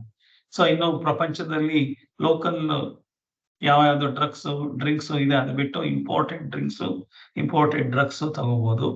ಅಷ್ಟು ಬಿಟ್ರೆ ಸುಖದ ಕಲ್ಪನೆ ಇನ್ನೇನು ಇಲ್ಲ. ಸುಖದ ಕಲ್ಪನೆ ಹೆಣ್ಣು, ಹೊನ್ನು, ಮಣ್ಣು ಇಷ್ಟೇ. ಅದಕ್ಕೆ ಬಿಟ್ರೆ ಏನೂ ಇಲ್ಲ. ಆದ್ರೆ ವೇದಾಂತ ಏನ್ ಹೇಳುತ್ತೆ ಅಂದ್ರೆ, ಮನಸ್ಸನ್ನ ನೀವು ಸರಿಯಾದ ಮಾರ್ಗದಲ್ಲಿ ಕರ್ಕೊಂಡು ಹೋದ್ರೆ ಇವ್ ಯಾವ ವಸ್ತುಗಳು ಇಲ್ದಲೇನೆ ಆನಂದವಾಗಿರ್ಬೋದು. 24/7 ಮನಸ್ಸೇ ಆನಂದ ಪಡ್ತಾ ಇದೆ. ಮನಸ್ಸಿಗೆ ಆನಂದ ನಾನ್ ಕೊಡ್ತಾ ಇದ್ದೀನಿ ಅಂತ ಅಂದ್ಕೊಂಡು ಇಂದ್ರಿಯ ಸುಖನ ಪೂರೈಸೋದ್ರಿಂದ ಮನಸ್ಸಿಗೆ ಆನಂದ ಅಂತ ನಾನು ಅಂದ್ಕೊಂಡಿದ್ದೀನಿ. ನಿಮ್ಮ ಹಿಂದಿನ ಕಾಲದಲ್ಲಿ ನಿಮ್ಮ ತಾತ ಅಜ್ಜಿಯರಿಗೆ ಯಾವುದೋ ಒಂದು ಬಚ್ಚಲ ಮನೆಯಲ್ಲಿ ನಲ್ಲಿ ಕೂಡ ಇರ್ಲಿಲ್ಲ, ಟಾಯ್ಲೆಟ್ ಕೂಡ ಇರ್ಲಿಲ್ಲ. ಇರೋಕ್ಕೆ 2 ಸೀರೆ. ನಿಮ್ಮ ಅಜ್ಜಿನ ಹೋಗಿ ಕೇಳಿದ್ರೆ ಅವ್ರಿಗೆ ಇದ್ದಿದ್ದು 2 ಸೀರೆ, ಅದು ಸೊಸೈಟಿ ಸೀರೆ. ಬ್ಲೌಸ್ ಹೊಲ್ಸ್ಕೊಳಕ್ಕೆ ಬ್ಲೌಸ್ ಪೀಸ್ ಸಿಗ್ತಾ ಇರ್ಲಿಲ್ಲ, ಟೈಲರ್ ಇರ್ತಾ ಇರ್ಲಿಲ್ಲ. ಅವ್ರಿದ್ದಷ್ಟು ಖುಷಿಯಾಗಿ ನಾವಿಲ್ಲ. ಅವ್ರು ಮಾಡ್ತಾ ಇದ್ದಿದ್ದು ಅನ್ನ ಸಾರು ಅಷ್ಟೇನೆ. ಅನ್ನ ಸಾರು, ಅನ್ನ ಹುಳಿ, ಗೊತ್ತಿದ್ದೇ 4 ತರಕಾರಿ, ಗೊತ್ತಿದ್ದು 2 ಹಣ್ಣು, ಬಾಳೆಹಣ್ಣು, ಇಲ್ಲದವ್ರು ಪಪ್ಪಾಯ ಇದ್ರೆ ಪಪ್ಪಾಯ, ಹಲಸಿನಹಣ್ಣು, ಮಾವನ, ಇಷ್ಟು ಬಿಟ್ರೆ ಬೇರೆ. ಈಗ ಏನು ಡ್ರ್ಯಾಗನ್ ಫ್ರೂಟ್, ಇನ್ಯಾವ್ಯಾವ್ದೋ ಕಿವಿ ಫ್ರೂಟ್, ಎಲ್ಲಾವುದನ್ನು ತಗೊಂಡು ತಿಂದು ಬಿಟ್ರೆ ಏನಾಗಿದೆ? ಏನೂ ಆಗಿಲ್ಲ. ಆ ದೇಶದ ಕಾಯಿಲೆ ಎಲ್ಲ ನಮಗೂ ಬರುತ್ತೆ ಅಷ್ಟೇ. ಲೋಕಲ್ ಆಗಿರೋದನ್ನೇ ತಿನ್ಬೇಕು, ಲೋಕಲ್ ಆಗಿರೋದ್ರೊಳಗೆ ವ್ಯವಹರಿಸ್ಬೇಕು. ನಮ್ಮ ಬಾಡಿ ಈ ಲೋಕಲ್ ಆಗಿರೋ ಪಂಚಭೂತಗಳಿಂದ ಮಾಡಿ ಲೋಕಲ್ಗೆ ಅಡ್ಜಸ್ಟ್ ಆಗುವಂಥದ್ದು. ನಮ್ಮ ವೆದರ್ ಕಂಡೀಷನ್ನು, ನಮ್ಮ ಸೂರ್ಯೋದಯ ಸೂರ್ಯಾಸ್ತಮಯ, ಇದಕ್ಕೆ ಸರಿಯಾಗಿ ನಮ್ಮ ದೇಹ ಟ್ಯೂನ್ ಆಗಿರುತ್ತೆ. ಆ ದೇಶದಲ್ಲಿ, ಕೆಲವು ದೇಶದಲ್ಲಿ ಸೂರ್ಯ ಮುಳುಗೋದೇ ಇಲ್ಲ. ನಾರ್ವೆ ದೇಶದಲ್ಲಿ ಹೋದ್ರೆ ಸೂರ್ಯ 6 ತಿಂಗಳು 4 ತಿಂಗಳು ಮುಳುಗೋದೇ ಇಲ್ಲ, 3 ತಿಂಗಳು, ಇನ್ನು 3 ತಿಂಗಳು ಸೂರ್ಯ ಹುಟ್ಟೋದೇ ಇಲ್ಲ, ಯಾವಾಗ್ಲೂ ಕತ್ಲೆ. ಸೊ ಆ ತರ ಇರುವಂತ ದೇಶಕ್ಕೆ ಅವ್ರು ಬೇಕಾಗಿರೋ ಫುಡ್ಡು, ಅವ್ರು ಬೇಕಾಗಿರೋದನ್ನ ಮಾಡ್ಕೊಂಡಿದ್ದಾರೆ. ಅದನ್ನೇ ನಾವು ಕಾಪಿ ಮಾಡ್ಬೇಕು ಅಂತ ಏನಿಲ್ಲ. ಯಾರೋ ಅಮೆರಿಕಾದವ್ರು ತಿಂತಾರೆ, ಯಾರೋ ಅವ್ರು ತಿಂತಾರೆ, ಇವ್ರು ತಿಂತಾರೆ ಅಂದ್ರೆ ಅವ್ರ ದೇಶಕ್ಕೆ ಅವ್ರಿಗೆ ಗೊತ್ತಿರೋದನ್ನ ಅವ್ರು ಏನೋ ಮಾಡ್ಕೊಂಡಿದ್ದಾರೆ. ಆದ್ರೆ ನಮ್ಮಲ್ಲಿ ಸಹಸ್ರಾರು ವರ್ಷಗಳಿಂದ ಏನ್ ಮಾಡ್ಕೋಬೇಕು ಅನ್ನೋದು ಗೊತ್ತಿದೆ. ಹಾಗೆ ಮಾಡಿರೋಂಥದ್ದನ್ನ ತಿನ್ಕೊಂಡ್ರೆ ಆರೋಗ್ಯ ಚೆನ್ನಾಗಿರುತ್ತೆ. ಸೊ ಆರೋಗ್ಯದ ಹೆಸರಲ್ಲಿ ಇವತ್ತು ಇಲ್ದಲೇ ಇರೋ ಕಂಪ್ನಿಗಳೇ ಇಲ್ಲ. ನಿಮ್ಗೆ ಆರೋಗ್ಯ ಕೊಡಿಸ್ತೀವಿ, ಮನಸ್ಸಿಗೆ ನೆಮ್ಮದಿ ಕೊಡ್ತೀವಿ, ಮೆಡಿಟೇಷನ್ ಕ್ಲಾಸ್ ಮಾಡ್ತೀವಿ, ನಿಮ್ಗೆ ಹೈಯರ್ ಮೆಡಿಟೇಷನ್ ಬನ್ನಿ ಅಂತ ಅಂದ್ಬಿಟ್ಟು ಬೇಕಾದಷ್ಟು ಸಂಘ ಸಂಸ್ಥೆಗಳು ಒಂದೊಂದು ಮೆಡಿಟೇಷನ್ ಕ್ಲಾಸ್ ಮಾಡೋದಕ್ಕೇನೆ ಬೆಂಗಳೂರಿನಲ್ಲೇನೆ 5 ಲಕ್ಷ ರೂಪಾಯಿ ತಗೊಳ್ಳೋರು ಇದ್ದಾರೆ. ನಾವು ಫ್ರೀಯಾಗಿ ಹೇಳ್ಕೊಡೋ ಮೆಡಿಟೇಷನ್ 5 ಲಕ್ಷ ರೂಪಾಯಿ ಕೊಟ್ಟು ಹೇಳ್ಕೊಡ್ತಾರೆ. 5 ಲಕ್ಷ ಕೊಟ್ಟಿರೋದ್ರಿಂದ ಎಲ್ಲರೂ ತುಂಬಾ ಚೆನ್ನಾಗಿ ಹೇಳ್ಕೊಡ್ತಾರೆ. ಯಾಕೆ ಅಂತಂದ್ರೆ ದುಡ್ಡು ಲಾಸ್ ಮಾಡ್ಕೊಂಡಿರ್ತಾರೆ, ಚೆನ್ನಾಗಿಲ್ಲ ಅಂತ ಹೇಳಕ್ಕಾಗಲ್ಲ. ಸೊ ಹಾಗೆ ಒಂದೊಂದು ಏನೋ ಅಲ್ಲಿ ಹೋದ್ರೆ ಪಂಚಕರ್ಮ ಮಾಡಿಸ್ತಾರಂತೆ ಆಯುರ್ವೇದದಲ್ಲಿ. ನಾವೇ ಮನೆಯಲ್ಲೇ ಆರಾಮಾಗಿ ಮಾಡ್ಕೋಬಹುದು. ತಿನ್ನೋದೆಲ್ಲ ತಿಂದು ಮಾಡೋದೆಲ್ಲ ಮಾಡ್ಕೊಂಡು ಅಲ್ಲಿ ಲಕ್ಷಾಂತರ ರೂಪಾಯಿ ಕೊಟ್ಟು ಮಾಡಿಸ್ಕೊಳ್ಳೋದು. ನ್ಯಾಚುರೋಪತಿ, ಆಯುರ್ವೇದ ಥೆರಪಿ, ಹೋಮಿಯೋಥೆರಪಿ ಇವೆಲ್ಲ ಮಾಡ್ಕೊಳ್ಳೋದಕ್ಕೆ ನಮ್ಮ ಮನಸ್ಸು ಇದಕ್ಕೋಸ್ಕರ ಹೆಚ್ಚಿಗೆ ಮಾಡ್ಬೇಕಾ ಅಂತ ಅನ್ನೋದನ್ನ ಯೋಚನೆ ಮಾಡ್ಬೇಕು. ಸೊ ಮನಸ್ಸನ್ನ ನೆಮ್ಮದಿಯಾಗಿ ಇಟ್ಕೊಳ್ಳೋದಕ್ಕೆ ಮಾಡುವಂತ ವಿಚಾರಗಳನ್ನ ಮಾಡ್ಬೇಕು ಅಂತ. ಸೊ ಇಲ್ಲೇನ್ ಹೇಳ್ತಾ ಇದ್ದಾರೆ, ಸೊ ಸೆನ್ಷಿಯಲ್ ಪ್ಲೆಷರ್ಸ್ ಅನ್ನ ಮಾಡೋದಕ್ಕೂ ರಾಮ ಭೋಗ ಅಂತ ಹೇಳ್ಬೋದು. ಸೊ ಆರಾಮ ಭೋಗ, ಇದು ಬಿಟ್ರೆ ರಾಮನ ಹೆಸರು, ರಾಮ ಅಂದ್ರೆ ದೇವರು ಅಂತಂದ್ರೆ ಎಲ್ಲೋ ಹೊರಗಡೆ ಇರೋದಲ್ಲ, ಅದು ನಿತ್ಯ ಅಂತಂದ್ರೆ ಯಾವಾಗ್ಲೂ ಆನಂದ, ನಿತ್ಯಾನಂದವಾಗ್ಬೇಕು. ಆನಂದ ಬಂದು ಹೋಗುವಂಥದ್ದು ಆನಂದ ಆದ್ರೆ ದುಃಖ ಬಂದು ಹೋಗೋದ ಮಧ್ಯೆ ಇರುವಂಥದ್ದು ದುಃಖ ಬರುತ್ತೆ. ಆ ದುಃಖ ಮಿಶ್ರಿತವಾದ ಆನಂದ ಯಾರಿಗ್ ಬೇಕು? ಹಾಗಾಗಿ ನಿತ್ಯಾನಂದ, ಆನಂದನೇ ಯಾವಾಗ್ಲೂ ಇರುವಂಥದ್ದು ಬೇಕಾದ್ರೆ ರಾಮನಾಮ ಜಪ ಅಂತ ಏನ್ ಹೇಳಿದ್ದಾರೆ. ಜಪ ಅಂತಂದ್ರೆ ಏನೋ ಯಾರೋ ಎಲ್ಲ ಹೇಳಿದ್ರೆ ಮೂಗು ಮುಚ್ಕೊಂಡು ಮಣಿ ಎಣಿಸೋದು ಅಂತಲ್ಲ. ಆತ್ಮಜ್ಞಾನದ ಕಡೆ ಸಂಪಾದನೆ ಮಾಡ್ಕೊಂಡು ಆತ್ಮಜ್ಞಾನದಿಂದ ನಾವು ಮನಸ್ಸನ್ನ ಶಾಂತಿಯಾಗಿ ಇಟ್ಕೊಳ್ಬೇಕು ಅಂತ. ಪಶ್ಚಾತ್ ಶರೀರೇ ರೋಗ, ಹಾಗೆ ಮಾಡದಲ್ಲೇ ಇದ್ರೆ ಏನಾಗುತ್ತೆ? ನಾವು ಬೇಕಾದಷ್ಟು ಕಾಯಿಲೆಗಳನ್ನ ಬರ್ಸ್ಕೊತೀವಿ. ಕಾಯಿಲೆಗಳು ಬರ್ಸ್ಕೊಳ್ಳೋದು ಅಂತಂದ್ರೆ ನಮ್ಗನ್ಸೋದು ಹೆಚ್ಚಿಗೆ ದುಡಿದು ಹೆಚ್ಚಿಗೆ ವಸ್ತುಗಳಿಗೆ, ಹೆಚ್ಚಿಗೆ ವಿಚಾರಗಳಿಗೆ ನಾನು ಓನರ್ ಆಗ್ತಾ ಇದ್ದೀನಿ ಅಂತ ಅಂದ್ಕೊಂಡಿದ್ದೀನಿ. ನಾನು ಓನರ್ ಆಗಕ್ ಸಾಧ್ಯನೇ ಇಲ್ಲ. ನನ್ನ ದೇಹ ಕೂಡ ಬಾಡಿಗೆದೇನೆ, ನನ್ನ ದೇಹನೂ ನಂದಲ್ಲ. ನಾನು ಇಲ್ಲಿ ಏನೇನು ಸಂಪಾದನೆ ಮಾಡಿದ್ದೀನಿ ಹುಟ್ಟಕ್ ಮುಂಚೆ ನಂದಾಗಿರ್ಲಿಲ್ಲ, ಅದು ಈ ಪ್ರಪಂಚದಲ್ಲಿ ಇತ್ತು. ಆಮೇಲೆ ನಂದು ಅಂತ ನಾನು ಹೆಸರು ಬರ್ಸ್ಕೊಂಡಿದ್ದೀನಿ. ಹೆಸರು ಬರ್ಸ್ಕೊಂಡು ಈಗ ನನ್ನ ವಸ್ತು ಆಗಿದೆ. ಸೊ ನನ್ನ ನಂತರ ಅದು ಬೇರೆಯವ್ರಿಗೆ ಹೋಗುತ್ತೆ, ಯಾಕೆಂದ್ರೆ ಅದು ನಂದಲ್ಲ. ಸೊ ಯಾವತ್ತೂ ನಂದು ಆಗಕ್ ಸಾಧ್ಯನೇ ಇಲ್ಲ.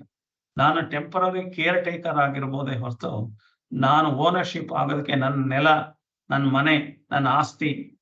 ಏನ್ ಹೇಳ್ತಾರೆ ಪುರಂದರದಾಸರು, ಮುನ್ನ ಶತಕೋಟಿ ರಾಯರುಗಳ ಆಳಿದ ಈ ನೆಲವ ತನ್ನದೆಂದನುತ ಶಾಸನವ ಭರಸಿ ಬಿನ್ನಣದ ಮನೆ ಕಟ್ಟಿ ಕೋಟೆ ಕೊತ್ತಲವಿಕ್ಕಿ ಚೆನ್ನಿಗನ ಹಸುವಳಿಗೆ ಹೊರಗೆ ಹಾಕುವರು ಅಂತ.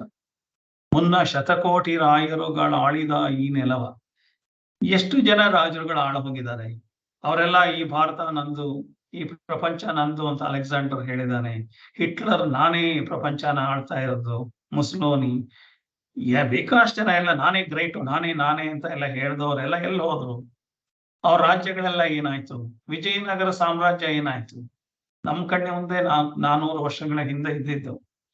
ಅಷ್ಟು ಚಿನ್ನದ ತಗಡು ಹೊಳಿತಾ ಇದ್ರು, ಮುತ್ತು ರತ್ನಗಳ ನದಿ, ಅಷ್ಟು ಸುಭಿಕ್ಷವಾಗಿರೋ ದೇಶ. ಹೇಳ್ಕೊಳಕ್ಕೆ ಯಾರಿದೆ? ಆ ರಾಜ್ಯ ಕೂಡ ಕಾಣಿಸೋಕ್ ಕೂಡ ಇಲ್ಲ. ಆ ಲೆವೆಲ್ಗೆ ನಶಿಸಿ ಹೋಗುತ್ತೆ. ಹಾಗಾಗಿ ಈ ಒಂದು ಕಾಲನ ಮುಂದೆ, ಈ ಜಗತ್ ನಿಯಮದ ಮುಂದೆ ಯಾವುದು ಶಾಶ್ವತವಾಗಿರಕ್ ಸಾಧ್ಯ ಇಲ್ಲ. ಹಾಗಾಗಿ ನಂದು ಅಂತ ಒದ್ದಾಡ್ಕೊಂಡು ಸಂಪಾದನೆ ಮಾಡಕ್ ಒದ್ದಾಡಿ, ಸಂಪಾದನೆ ಮಾಡೋದನ್ನ ರಕ್ಷಣೆ ಮಾಡೋದಕ್ಕೆ ಒದ್ದಾಡಿ, ಇಷ್ಟೊಳಗೆ ಜೀವನ ಸಾಯಿಸೋದಾದ್ರೆ ಆ ಸಂಪಾದನೆ ಮಾಡುವಾಗ ಮನಸ್ಸಿಗೆ ಬೇಕಾದಷ್ಟು ಕ್ಲೇಶ ದುಃಖಗಳಾಗಿರುತ್ತೆ. ಅದನ್ನ ಸಂಗ್ರಹಣೆ ಮಾಡುವಾಗ ದುಃಖ, ಅದನ್ನ ರಕ್ಷಣೆ ಮಾಡುವಾಗ ದುಃಖ ದುಮ್ಮಾನ. ಇದ್ರೊಳಗೆ ಇದ್ರೆ ನಾವು ಸಂತೋಷ ಪಟ್ಟಿದ್ ಯಾವಾಗ ಅಂತ ಪ್ರಶ್ನೆ ಮಾಡ್ಕೊಂಡಾಗ, ಸಂತೋಷ ಇದು ಎಲ್ಲದಕ್ಕಿಂತ ಮಿಗಿಲಾಗಿದ್ದು. ಅದನ್ನ ಪಡ್ಕೋಬೇಕಾದ್ರೆ ಮನಸ್ಸು ಶುದ್ಧಿ ಮಾಡ್ಕೋಬೇಕು, ಮನಸ್ಸಿನ ಏಕಾಗ್ರತೆ ತರಬೇಕು ಅನ್ನೋದು ಅರ್ಥ ಆಗತ್ತೆ. ಹಾಗಾಗಿ ನಾವು ಆ ಕಡೆ ಮಾಡಬೇಕು. ಇಲ್ಲದೆ ಹೋದ್ರೆ ಪಶ್ಚಾತ್ ಶರೀರೇ ರೋಗ. ಈ ಸಂಗ್ರಹಣೆ ಮಾಡುವಾಗ ಮನಸ್ಸಿನ ಕ್ಲೇಶಗಳು, ಮನಸ್ಸಿನ ದುಃಖ ದುಮ್ಮಾನದಿಂದ ಆರೋಗ್ಯ ಹಾಳಾಗುತ್ತೆ. ಸಂಗ್ರಹಣೆ ಮಾಡಿದ್ದು ಕಾಪಾಡುವಾಗ ಕೂಡ ದುಃಖ ದುಮ್ಮಾನದಿಂದ ನನ್ನ ಆರೋಗ್ಯ ಹಾಳಾಗುತ್ತೆ. ಯದ್ಯಪಿ ಲೋಕೆ ಮರಣಂ ಶರಣ. ಸೊ ಇಷ್ಟೆಲ್ಲ ಗೊತ್ತಿದ್ರು ಈಗ ದೀಪದ ಹುಳಿಗೆ ಆ ದೀಪ ನನ್ನ ಸುಡ್ತಾ ಇದೆ. ಆ ಒಂದು ದೀಪ ಹಚ್ಚಿಟ್ಟಿರೋ ದೀಪಕ್ಕೆ ಬಂದು ಆ ದೀಪದ ತುಳಿಗೆ, ಆ ಉರಿತಾ ಇರೋ ದೀಪದ ಜ್ವಾಲೆಗೆ ಬಂದು ಮುತ್ತಿಡಕ್ ಬರುತ್ತೆ. ಅದು ಏನೋ ನನ್ನ ಅಟ್ರಾಕ್ಟ್ ಮಾಡ್ತಾ ಇದೆ, ಅದು ನನ್ ಕರೀತಾ ಇದೆ ಅಂತ ಅಂದ್ಕೊಂಡು ನನ್ನ ಆಸೆಗಳೆಲ್ಲ ಹಾಗೆ ನನ್ ಕರೀತಾ ಇದೆ ಅಂತ ನಾನು ಆಸೆಗೆ ಮುತ್ತಿಕ್ಕಕ್ ಹೋದ್ರೆ ಆ ದೀಪದ ಹುಳು ಮಳೆಗಾಲದಲ್ಲಿ ಹುಟ್ಕೊಳ್ಳೋವಂಥದ್ದು ಅದು ಎಲ್ಲಿರುತ್ತೆ ಗೊತ್ತಿಲ್ಲ, ಎಲ್ಲಿಂದನೋ ಬರುತ್ತೆ, ಆಗ್ಲೇ ಹುಟ್ಟಿರುತ್ತೆ. ಬಂದ್ಬಿಟ್ಟು ಆ ದೀಪಕ್ಕೆ ಮುತ್ತಿಟ್ಟು ಮೂತಿ ಸುಟ್ಟುಕೊಂಡು ಅಲ್ಲೇ ಬಿದ್ದು ಒದ್ದಾಡುತ್ತೆ. ಆಮೇಲೆ ರೆಕ್ಕೆ ಎಲ್ಲ ಹೊರಟೋಗುತ್ತೆ. ಅಷ್ಟೊತ್ತಿಗೆ ಅಲ್ಲೇ ಎಲ್ಲೋ ಇರೋ ಒಂದು ಹಲ್ಲಿ ಬಂದು ಗುಳುಮ್ ಅಂತ ಸತ್ತೋಗಿರೋ ಹುಳನ ನುಂಗ್ಬಿಡುತ್ತೆ. ಅಷ್ಟೇ ನಾವು ಮಾಡ್ತಾ ಇರೋದು. ಅಷ್ಟೇ ನಮ್ಗೆ ಈ ಆಸೆ ಅನ್ನೋದು ದೀಪದ ತುದಿ. ನಾವು ಅದಕ್ಕೆ ಹೋಗಿ ಮುತ್ತಿಡ್ತಾ ಇದ್ದೀವಿ, ಅದರಿಂದ ನನಗೆ ನೋವಾಗ್ತಾ ಇದೆ ಅನ್ನೋದು. ಯದ್ಯಪಿ ಲೋಕೆ ಮರಣಂ ಶರಣಂ, ನಾವು ಮರಣಕ್ಕೆ ಮುತ್ತಿಡ್ತಾ ಇದ್ದೀವಿ ಅನ್ನೋದು ಗೊತ್ತೇ ಇಲ್ಲ. ಪಾಪಾಚರಣಂ ನ ಮುಂಚತಿ, ಈ ಪಾಪ ಆಚರಣೆ ಮಾಡೋದು ನಿಲ್ಲದೇ ಇಲ್ಲ. ಹಾಗೆ ನಾವು ಮಾಡ್ತಾನೇ ಇದ್ದೀವಿ. ಯಾವಾಗ ನಿಲ್ಲಿಸ್ತೀವಿ ಅಂತ ಹೇಳೋದಕ್ಕೆ ಈ ಒಂದು ಶ್ಲೋಕ. ಸೊ ತುಂಬಾ ಚೆನ್ನಾಗಿ ಬರೆದಿದ್ದಾರೆ. ಸುಖತ ಕ್ರಿಯತೆ ರಾಮಾಭೋಗ ಪಶ್ಚಾದ್ಯಂತ ಶರೀರೇ ಲೋಗ, ಯದ್ಯಪಿ ಲೋಕೆ ಮರಣಂ ಶರಣಂ ತದಪಿ ನ ಮುಂಚತಿ ಪಾಪಾಚರಣಂ. ಮೊದಲ ಶ್ಲೋಕ ಹೋಗೋಣ. ವಸುಂಧರಾ.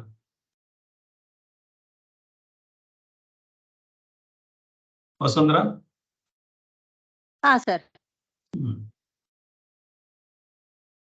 ಅರ್ಥಮನರ್ಥಂ ಭಾವಯ ನಿತ್ಯಂ ನಾಸ್ತಿ ತತಃ ಸುಖ ಲೇಶ ಸತ್ಯಂ. ಅರ್ಥಮನರ್ಥಂ ಭಾವಯ ನಿತ್ಯಂ ನಾಸ್ತಿ ತತಃ ಸುಖ ಲೇಶ ಸತ್ಯಂ. ಪುತ್ರಾದಪಿ ಧನ ಭಾಜಾಂ ಭೀತಿಃ, ಪುತ್ರಾದಪಿ ಧನ ಭಾಜಾಂ ಭೀತಿಃ. ಸರ್ವತ್ರೈಷ ನಿಹಿತ ರೀತಿಃ, ಸರ್ವತ್ರೈಷ ನಿಹಿತ ರೀತಿಃ. ಭಜ ಗೋವಿಂದಂ ಭಜ ಗೋವಿಂದಂ ಗೋವಿಂದಂ ಭಜ ಮೂಢಮತೆ. ಅರ್ಥ ಈಗ ಕೊನೆಗೆ ನೀನು ಕೊನೆಗೆ ಬರ್ತಾ ಇದ್ದಾರೆ ಶ್ಲೋಕದ ಈ ಒಂದು ಭಜಗೋವಿಂದಂನ ಕೊನೆಗೆ ಮತ್ತೊಮ್ಮೆ ಇನ್ನೊಂದ್ಸಲ ಜ್ಞಾಪಿಸ್ತಾ ಇದ್ದಾರೆ. ನಮ್ಮ ಏನೇನು ಭ್ರಾಂತಿಗಳಿದೆ ಅದನ್ನೆಲ್ಲ ತಿರ್ಗಾ ಈ ಶ್ಲೋಕದಲ್ಲಿ ಇನ್ನೊಂದ್ಸಲ ಜ್ಞಾಪಿಸ್ತಾ ಇದ್ದಾರೆ. ಅರ್ಥಂ ಭಾವಯ ನಿತ್ಯಂ ನಾಸ್ತಿ ತತಃ ಸುಖ ಲೇಕ್ಷ ಸತ್ಯಂ ಪುತ್ರಾದಪಿ ಧನ ಭಾಜಂ ಭೀತಿ ಸರ್ವತ್ರೈಷಾ ವಿಹಿತಾ ರೀತಿ ಅಂತ ಹೇಳಿದ್ದಾರೆ. ಏನಂದ್ರೆ ಅರ್ಥಮನ ಅರ್ಥಂ ಅಂದ್ರೆ ಈ ನಮಗೆ ಈ ಅರ್ಥ ಅಂತಂದ್ರೆ ದುಡ್ಡು. ಅರ್ಥಮನ ಅರ್ಥಂ ಅಂದ್ರೆ ಈ ದುಡ್ಡು ನನಗೆ ಸುಖ ತಂದ್ಕೊಡುತ್ತೆ ಅಂತ ಅಂದ್ಕೊಂಡಿರೋದೇ ಅನರ್ಥನೂ ತಂದ್ಕೊಡುತ್ತೆ. ಅಂದ್ರೆ ದುಡ್ಡು ಜಾಸ್ತಿ ಆಗ್ತಾ ಆಗ್ತಾ ಅದರಿಂದ ನನಗೆ ಜೀವ ಭಯ, ಆಮೇಲೆ ಕೊನೆಗೆ ಯಾರನ್ನು ನಂಬಕ್ಕೆ ಆಗ್ದಲೇ ಇರೋ ಸ್ಟೇಜಿಗೆ ಹೊಟ್ಟೋಗುತ್ತೆ. ನಾನು ಮೊದಲೇ ಎಲ್ಲಾನು ನಂಬ್ಕೊಂಡು ಆರಾಮಾಗಿ ಇರ್ತಿದ್ದೆ. ಈಗ ಕೊನೆಗೆ ಎಲ್ಲಿ ತನಕ ಬರುತ್ತೆ ಅಂದ್ರೆ ನನ್ನ ಹೆಂಡತಿ ಮಕ್ಕಳನ್ನು ನಂಬಕ್ ಆಗ್ದಲೇ ಇರೋ ಸ್ಟೇಜಿಗೆ ಅವರೇನಾದ್ರು ನನಗೆ ಮೋಸ ಮಾಡ್ಬಿಟ್ರೆ ಅವ್ರು ನಂದು ಅಕೌಂಟು, ಬ್ಯಾಂಕ್ ನಂಬರು, ಅದು ಇದು ಎಲ್ಲ ನನ್ನ ದುಡ್ಡು ಅಂತಂದ್ರು ಕೊನೆಗೆ ನಾನು ಅರ್ಥ ಸಂಪಾದನೆ ಮಾಡಿದ್ರೆ ಹೆಂಡತಿ ಮಕ್ಕಳ ಜೊತೆ ಸುಖವಾಗಿರ್ಬೋದು ಅಂತ ಅಂದ್ಬಿಟ್ಟು. ಆದ್ರೆ ಅರ್ಥ ಜಾಸ್ತಿ ಮಾಡ್ತಾ ಮಾಡ್ತಾ ಮಾಡ್ತಾ ಅದು ನನ್ನ ಎಲ್ಲಿ ಕರ್ಕೊಂಡು ಹೋಗುತ್ತೆ, ಅನರ್ಥನ ಸೃಷ್ಟಿ ಮಾಡ್ತಾ ಇದೆ. ನನ್ನ ಸುತ್ತ ಅನರ್ಥ ಸೃಷ್ಟಿ ಮಾಡ್ತಾ ಇದೆ. ಅರ್ಥ ದುಡ್ಡು ಅನರ್ಥನ ಮಾಡ್ತಾ ಇದೆ ಅಂತಂದ್ರೆ ನನಗೆ ಯಾವುದು ಸುಖ ಅಲ್ಲವೋ ಅದನ್ನೇ ತಂದು ಒಡ್ತಾ ಇದೆ. ಅರ್ಥಮನರ್ಥಂ ಭಾವಯ ನಿತ್ಯಂ ಅಂದ್ರೆ ಅರ್ಥ ನಮ್ಗೆ ಅನರ್ಥ ಮಾಡ್ತಾ ಇದೆ, ಭಾವಯ ನಿತ್ಯಂ. ಈ ಸತ್ಯನ ತಿಳ್ಕೊಬೇಕು, ಈ ತರ ಭಾವನೆ ಮಾಡ್ಬೇಕು. ಅರ್ಥ ಅನರ್ಥ ಮಾಡ್ತಾ ಇದೆ ಅಂತ ಅನ್ನೋದನ್ನ ಅರ್ಥ ಬೇಗ ಮಾಡ್ಕೋಬೇಕು. ಯಾವಾಗ್ಲೂ ಮಾಡ್ಕೊಂಡ್ರೆ ಪ್ರಯೋಜನ ಇಲ್ಲ. ನಾಸ್ತಿ ತತಃ ಸುಖ ಲೇಷ ಸತ್ಯಂ. ಸೊ ಇದರಲ್ಲಿ ಸುಖ ಇದೆ ಅನ್ನೋದು ಯಾವುದ್ರೊಳಗೂ ಸತ್ಯ ಇಲ್ಲ. ನಾಸ್ತಿ ಅಂದ್ರೆ ನಾವೇನ್ ಅಂದ್ಕೊಂಡಿದೀನಿ, ಅರ್ಥ ದುಡ್ಡಲ್ಲಿ ನನಗೆ ಸುಖ ಸಿಗ್ತಾ ಇದೆ ಅನ್ನೋದು ಏನ್ ಸುಖ ಅಂದ್ಕೊಂಡಿದೀನಿ, ಅದ್ರೊಳಗೆ ಸುಖ ಅನ್ನೋದಿಲ್ಲ, ಮನಸ್ಸಿಗೆ ಸಂತೋಷ ಅನ್ನೋದಿಲ್ಲ, ನೆಮ್ಮದಿ ಅನ್ನೋದಿಲ್ಲ. ಹಾಗಾಗಿ ತತಃ ಸುಖ ಲೇಷ ಸತ್ಯ. ನಾಸ್ತಿ ಸುಖ ತತಃ ಲೇಷ ಅಂದ್ರೆ ನಾಸ್ತಿ ಸುಖ ಅಂದ್ರೆ ಸುಖ ಇಲ್ಲ, ತತಃ ಅಂದ್ರೆ ಒಂಚೂರು ಇಲ್ಲ. ಅದು ಯಾವ್ದ್ರೊಳಗೆ ಅಂದ್ಕೊಂಡಿದೀನಿ ಅಲ್ಲ ಸುಖ ಸಿಗ್ತಾ ಇದೆ ಅಂತ, ಅದೇ ನಿಜವಾದ ಸತ್ಯ. ಅರ್ಥಮನರ್ಥಂ ಭಾವಯ ನಿತ್ಯಂ ನಾಸ್ತಿ ತತಃ ಸುಖ ಲೇಷ ಸತ್ಯಂ ಪುತ್ರಾದಪಿ ಧನ ಭಾಜಂ ಭೀತಿ. ಏನ್ ಹೇಳಿದ್ದಾರೆ ಅಂತಂದ್ರೆ, ಯಾರೋ ಹೊರಗನವರಿಂದ ನಮಗೆ ತೊಂದರೆ ಆಗೋದಕ್ಕಿಂತ ದುಡ್ಡಿನ ಸಂಗತಿಯಿಂದ ಮನೆಯಲ್ಲಿ ಇರೋರಿಂದಲೇ ಬೇಕಾದಷ್ಟು. ಮನೆಯಲ್ಲಿ 4 ಜನ ಗಂಡು ಮಕ್ಳಿದ್ದಾರೆ ಅಂತಂದ್ರೆ, ಸೊ ನಾವು ಬಡವರದ್ದು ಹೇಳ್ತಾ ಇಲ್ಲ, ಸ್ವಲ್ಪ ಸುಮಾರಾಗಿ ಶ್ರೀಮಂತರಾಗಿರೋರದ್ದು ಹೇಳ್ತಾ ಇಲ್ಲ. ಸಿಕ್ಕಾಪಟ್ಟೆ ಆಯ್ತು, ನನಗೆ ಹೊಟ್ಟೆ ಪಾಡು ಆಯ್ತು, ಮನೆ ಆಯ್ತು, ಎಲ್ಲ ಆಯ್ತು ಅಂತಂದ್ರೆ ಈಗ ನಮ್ಮಲ್ಲೇ ಬೇಕಾದಷ್ಟು ಜನಕ್ಕೆ ಅಷ್ಟು ಸಂಪಾದನೆ ಮಾಡ್ಬಿಟ್ಟಿದೀವಿ. ಸೊ ಈಗ ನಾ ಸಂಪಾದನೆ ಕಾಪಾಡೋ ಸ್ಟೇಜಲ್ಲಿ ಇದೆ, ಕಾಪಾಡೋದಕ್ಕೆ ಒದ್ದಾಡ್ತಾ ಇದ್ದೀವಿ. ಸೊ ಏನ್ ಹೇಳ್ತಾ ಇದ್ದಾರೆ, ಪುತ್ರಾದಪಿ ಧನ ಭಾಜಯ ವಿತ್ತಂ. ಅದು ಪುತ್ರಾದಪಿ ಧನ ಭಾಜಾಂ ಭೀತಿ ಅಂತಂದ್ರೆ ಮಕ್ಕಳು ಆಸ್ತಿಗೆ ಪಾಲು ಕೊಡು ಅಂತ ಕೇಳ್ತಾರಲ್ಲ, ಅದು ನೆಕ್ಸ್ಟ್ ಭೀತಿ. ಅದೇ ನನಗೆ ಭಯ. ಯಾವಾಗ ನನ್ನ ಪಾಲಿನ ನಾನು ಕೊಟ್ಬಿಡು, ನಾನು ಹೊಟ್ಟೋಗ್ತೀನಿ ಅಂತ ಅಂದ್ರೆ ಅದು ಯಾವಾಗ ಅಂದ್ಬಿಡ್ತಾರೋ ಅಂತ ಭಯ. ಧನ ಪುತ್ರಾದಪಿ ಮಕ್ಕಳುಗಳಿಂದನೇ, ಬೇರೆಯವರಲ್ಲ, ಮಕ್ಕಳುಗಳಿಂದನೇ ಧನ ಭಾಜಾಂ ಭೀತಿ. ಸೊ ಸರ್ವತ್ರೈಷ ವಿಹಿತಾರಿ. ಇದು ಇವತ್ತು ನೆನ್ನೆ ಇದ್ದಿದ್ದಲ್ಲ, ಇದು ಸರ್ವತ್ರೈಷ ಮೊದಲಿಂದನೂ ಹೀಗೆ ಇದೆ, ಮುಂದೇನೂ ಹೀಗೆ ಇರುತ್ತೆ. ವಿಹಿತ ರೀತಿ, ಈ ಹಣದ ಜೊತೆ ಇರೋ ಸಂಬಂಧ ಇದು ಹೀಗೆ ಇರುತ್ತೆ ಅಂತ ಹೇಳೋದಕ್ಕೆ. ಸೊ ಏನ್ ಹೇಳ್ತಾ ಇದ್ದಾರೆ ಅಂದ್ರೆ, ಒಬ್ಬ ಮನುಷ್ಯ ಅಷ್ಟು ಸಂಪಾದನೆ ಮಾಡಿದ್ರೆ ಅವನಿಗೆ 4 ಜನ ಮಕ್ಕಳಿದ್ದಾರೆ ಅಂತಂದ್ರೆ, ಎಷ್ಟೋ ಜನ ಶ್ರೀಮಂತ ಫ್ಯಾಮಿಲಿನಲ್ಲಿ ನಡೀತಾ ಇರೋ ವಿಚಾರ. ಸೊ 4 ಜನ ಮಕ್ಕಳಿದ್ದಾರೆ, 4 ಜನ ಗಂಡು ಮಕ್ಳು, 2 ಹೆಣ್ಮಕ್ಳಿದ್ದಾರೆ ಅಂತಂದ್ರೆ ಅಪ್ಪಂಗೆ 60 ವರ್ಷ ಆಗ್ತಿದ್ದಾಗೆ ಮಕ್ಕಳೇನೇ ತೀರ್ಮಾನ ಮಾಡ್ತಾ ಇರ್ತಾರೆ ಮನಸ್ಸು. ಅವರೇ ಮೀಟ್ ಮಾಡ್ದಂಗೆಲ್ಲ ಏನಂತಂದ್ರೆ, ನಮ್ಮಪ್ಪಂಗೆ 60 ವರ್ಷ ಆಗೋಯ್ತು, ಅವ್ರೇನು ವಿಲ್ ಬರ್ದಿದಾರೋ ಇಲ್ವೋ, ಇಷ್ಟೆಲ್ಲ ಆಸ್ತಿ ಇದೆ, ಕೋಟ್ಯಾಂತರ ರೂಪಾಯಿ ಇದೆ, ಬೇಕಾದಷ್ಟು ಕಡೆ ಆಸ್ತಿಗಳಿದೆ, ನಮ್ದು ಅಲ್ಲೊಂದು ಫ್ಯಾಕ್ಟ್ರಿ ಇದೆ, ಇಲ್ಲೊಂದಿಷ್ಟು ಲ್ಯಾಂಡ್ ಇದೆ, ಏನೆಲ್ಲ ಸರಿಯಾಗಿ ಇಟ್ಕೊಂಡಿದಾರೋ ಇಲ್ವೋ, ಎಲ್ಲೆಲ್ಲಿ ಶೇರ್ ಇದೆಯೋ, ಎಲ್ಲೆಲ್ಲಿ ಡಿಪಾಸಿಟ್ ಮಾಡಿದಾರೋ ಏನೋ ಗೊತ್ತಿಲ್ಲ, ಎಲ್ಲ ಹೋಗಿ 4 ಜನ ನಮ್ಮ ಅಪ್ಪನ ಕೇಳೋಣ ನಡೀರಿ ಅಂತ ಒಂದ್ಸಲ ಮೀಟಿಂಗ್ ಮಾಡಿ ಮೊದ್ಲು ಅಪ್ಪನ ಹಿಂದೆ ಮಾತಾಡ್ಕೋತಾ ಇದ್ರೆ ಆಮೇಲೆ ಆ ದುಡ್ಡಿರೋ ಸಂಸಾರದಲ್ಲಿ ಕೊನೆಗೆ 4 ಜನನ ಧೈರ್ಯ ಮಾಡಿ ಅಪ್ಪನ ಹತ್ರನೇ ಹೋಗಿ ಕೇಳೋ ಲೆವೆಲಿಗೆ ಬರ್ತಾರೆ. ನೀವೇನು ವಿಲ್ ಬರ್ದಿದ್ದೀರಾ ಇಲ್ವಾ, ಸರಿಯಾಗಿ ಬರ್ದು ಬಿಡಿ ವಿಲ್ಲು ಅಂತ. ಆಯ್ತು ಅಂತ ಅವನೇನಾದ್ರು ಬಾಯಿ ತಪ್ಪಿ ಹೇಳ್ಬಿಟ್ರೆ, ಅಲ್ಲಪ್ಪ ನೀನು ದೊಡ್ಡವನು, ಸ್ವಲ್ಪ ಬಹಳ ಕಷ್ಟಪಟ್ಟಿದ್ಯಾ, ನೀನ್ ಸ್ವಲ್ಪ ಜಾಸ್ತಿ ಕೊಡ್ತೀನಿ, ಚಿಕ್ಕವನ್ನ ಚೆನ್ನಾಗಿ ಓದಿಸಿ ಒಳ್ಳೆ ಕಡೆ ಕೆಲಸ, ಅವನಿಗೆ ಬೇಕಾಷ್ಟು ದುಡ್ಡಿದೆ, ಅವನಿಗೆ ಸ್ವಲ್ಪ ಕಡಿಮೆ ಕೊಡ್ತೀನಿ, ಸೊ ಆ ಹೆಣ್ಮಕ್ಳುಗಳಿಗೆ ಒಂದಿಷ್ಟು ಕೊಡೋಣ ಅಂತ ಅಂದ್ರೆ ಆಗ್ಲೇ ತಳಮಳ 6 ಜನದಲ್ಲೂ ಶುರು. ಅದು ಹೇಗಾಗುತ್ತೆ? ನಾನು ಮೊಮ್ಮಗ, ನಾನ್ ನೋಡ್ಕೊತಾ ಇರೋದು ನಮ್ಮ ಅಪ್ಪ ಅಮ್ಮನ, ನನಗ್ ಜಾಸ್ತಿ ಬರಬೇಕು. ಸೊ ಅವನು ದೊಡ್ಡ ಮಗ ಮಾಡಿದ್ರೆ ಅವನಿಗೇನಂತೆ, ಚಿಕ್ಕ ಮಗ ಆದ್ರೆ ನನಗ್ ಕೊಡ್ಬೇಕು. ಸೊ ಎಲ್ರಿಗೂ ಕೊನೆಗೆ ಎಲ್ಲ ತೀರ್ಮಾನ ಮಾಡಿ ಹೆಣ್ಣು ಮಕ್ಳಿಗೆ ಯಾಕೆ ಕೊಡ್ಬೇಕು, ಬೇಕಾದಷ್ಟು ಮದ್ವೆ ಮಾಡಿದೀವಿ, ಎಲ್ಲ ಲಂಚ ಇದೆಲ್ಲ ಡೌರಿ ಗಿವ್ರಿ ಎಲ್ಲ ಕೊಟ್ಟಿದೀವಿ, ಗೌರಿ ಜೊತೆಗೆ ಡೌರಿನೂ ಕೊಟ್ಟಿದೀವಿ ಅಂತೆಲ್ಲ ಹೇಳಿ ಮಾಡಿದ್ರೆ ಆಮೇಲೆ ಅವರು ನಮ್ಗೆ ಈಗಿನ ಕಾಲದಲ್ಲಿ ರೂಲ್ಸ್ ಪ್ರಕಾರ ಹೆಣ್ಮಕ್ಳಿಗೂ ಎಲ್ಲ ಕೊಡ್ಬೇಕು. ಹಾಗಾದ್ರೆ ಏನು ಕೊಡ್ಲೇಬೇಕು. ಅಲ್ಲಮ್ಮ ನಿಮ್ಮ ಗಂಡನ ಮನ್ಲೇ ಬೇಕಾದಷ್ಟಿದೆ, ಅವ್ರ ಮನ್ಲಿದ್ರೆ ಅದು ಇದಾಯ್ತು, ನನಗ್ ಬರ್ಬೇಕಾಯ್ತು, ನಾನೇ ಯಾಕೆ ಬಿಡ್ಬೇಕು? ಸೊ ಈ ತರ ಮಾತುಗಳು ಎಲ್ಲಾ ಸಂಸಾರದಲ್ಲೂ ತೆರೆ ಮರೆಯಲ್ಲಿ ನಡೀತಾ ಇರುತ್ತೆ. ಕೊನೆಗೆ ವೀಕ್ ಆಗ್ತಾ ಆಗ್ತಾ ನಮ್ಮ ಮನಸ್ಸು, ದೇಹ, ಬಾಡಿ ಎಲ್ಲ ನಮ್ಮ ಶಕ್ತಿ ಉಂಡುತ್ತಾ ಎದುರುಗಡೆನೆ ಶುರುವಾಗುತ್ತೆ. ನಮ್ಮ ಎದುರುಗಡೆನೆ ಇವೆಲ್ಲ ಆಗ್ತಾ ನಾವು ಅವರಿಗೆ ಸರಿಯಾಗಿ ಮಾಡ್ತಾ ಇಲ್ಲ ಅಂತ ಅನ್ಸಿದ್ರೆ ನಮ್ಮನ್ನ ಅಸಡ್ಡೆ ಮಾಡ್ತಾರೆ. ಕೊನೆಗೆ ಏನಾಗುತ್ತೆ, ಅಪ್ಪ ಹಂಗೆ ಫ್ಯಾಮಿಲಿ ಹೆಡ್ಡಿಗೆ ಈ ತರ ನಾನು ಇರೋವಾಗ್ಲೇ ಇಷ್ಟೊಂದು ದುಡ್ಡಿಗೆ ಕಚ್ಚಾಡ್ತಾ ಇದ್ದೀರಾ, ನಾನು ನಿಮ್ಗೆ ಯಾರಿಗೂ ದುಡ್ಡು ಕೊಡಲ್ಲ, ಇದು ನನ್ನ ಸ್ವಯಾರ್ಜಿತ, ನಾನು ಇದನ್ನೆಲ್ಲ ಯಾವ್ದಾದ್ರು ಆಶ್ರಮಕ್ಕೆ ಬರ್ದು ಕೊಟ್ಬಿಡ್ತೀನಿ ಅಂತಂದ್ರೆ, ಆಯ್ತಪ್ಪ, ಗುಡ್ ಬೈ ಅಪ್ಪ, ನೀವು ಆಶ್ರಮಕ್ಕೆ ಕೊಡಿ, ಆಶ್ರಮದವರೇ ನಿಮ್ಮನ್ನ ನೋಡ್ಕೋತಾರೆ, ಸತ್ರು ನಾವೇನ್ ಬರಲ್ಲ, ಆಶ್ರಮದವರೇ ನಿಮ್ಮನ್ನ ಮಣ್ಣು ಮಾಡ್ಕೋತಾರೆ, ನೀವು ಎಲ್ಲಿಗೆ ಬೇಕಾದ್ರೆ ಕೊಟ್ಕೊಳ್ಳಿ, ನಾಳೆಯಿಂದ ನಿಮ್ ಮುಖಾನು ನೋಡಲ್ಲ ಅಂತ ಹೊರಟೋಗ್ತಾರೆ. ಯಾರು? ಇದೇ ನನ್ನ ಸ್ವಂತ ಮಕ್ಕಳು.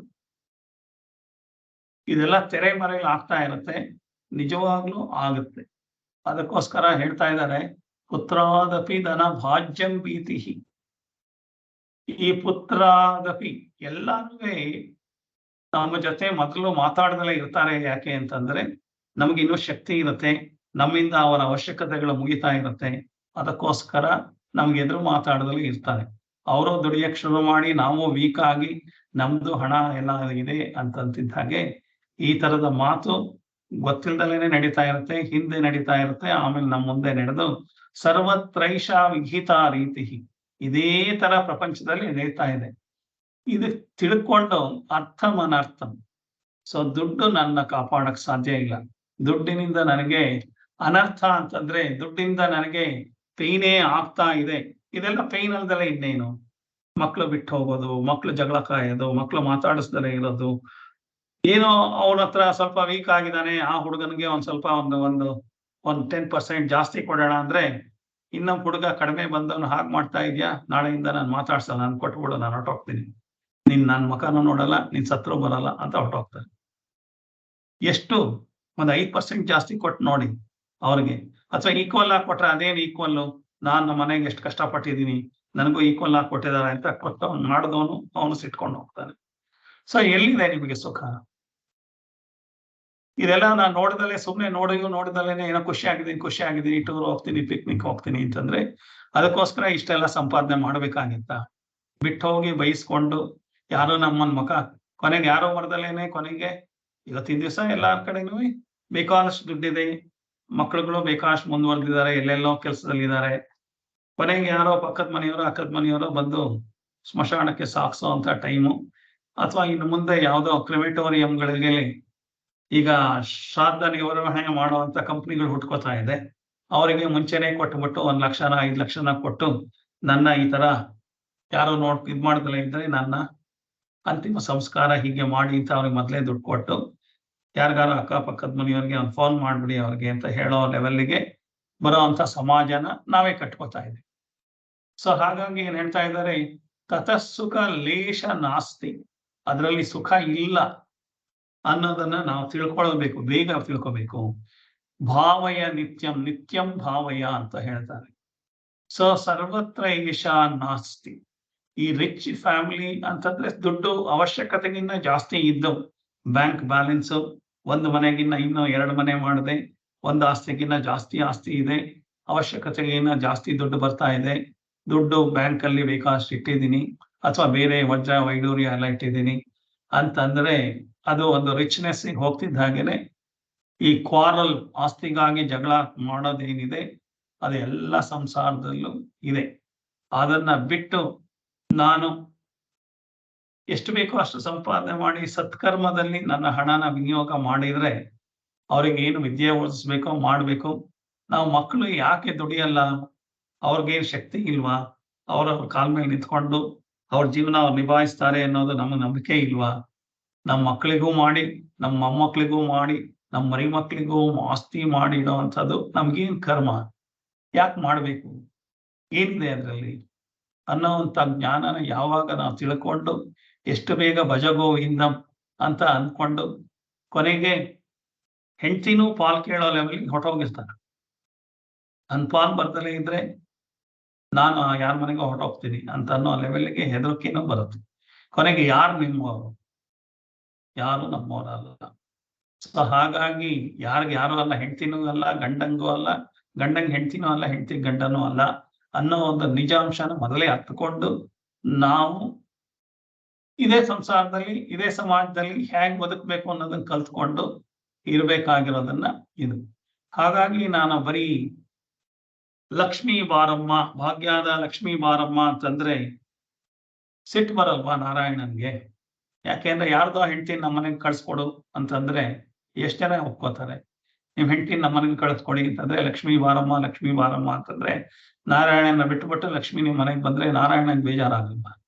ಕರೆಯೋದಾದ್ರೆ ಲಕ್ಷ್ಮೀ ನಾರಾಯಣ ಇಬ್ಬರನ್ನು ಕರೀರಿ. ಸೊ ನಾರಾಯಣನ ಭಜನೆ ಮಾಡ್ತಾ ಇರಿ, ನಾರಾಯಣನ ಜ್ಞಾಪಿಸ್ಕೊತಾ ಇರಿ, ನಾರಾಯಣನ ಮಾಡಬೇಕು. ಹಾಗಾಗಿ ಸೊ ಭಜಗೋವಿಂದಂ, ಲಕ್ಷ್ಮೀನ ಕರೆಯೋದು ಒಂದೇ ಅಲ್ಲ, ನಾರಾಯಣನ್ನು ಕರೆದು ಮಾಡ್ಬೇಕು.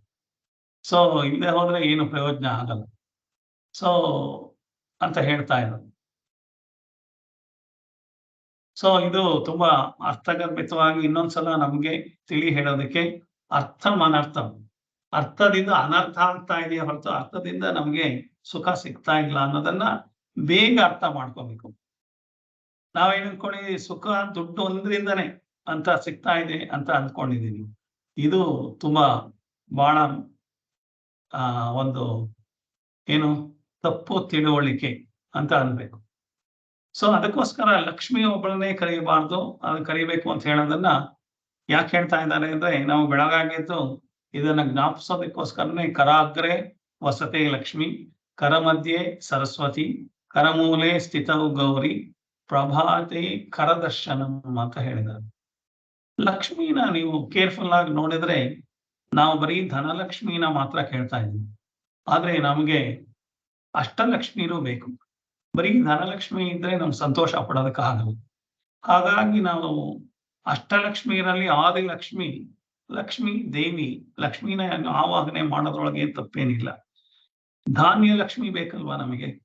ಸೊ ಧಾನ್ಯ ಸಂಪಾದನೆ, ಧಾನ್ಯ ವೃದ್ಧಿ ಮಾಡೋದಕ್ಕೆ ಏನ್ ಬೇಕು, ಆ ಕೆಲಸ ಏನಾದ್ರು ಮಾಡ್ತಾ ಇದೀವ?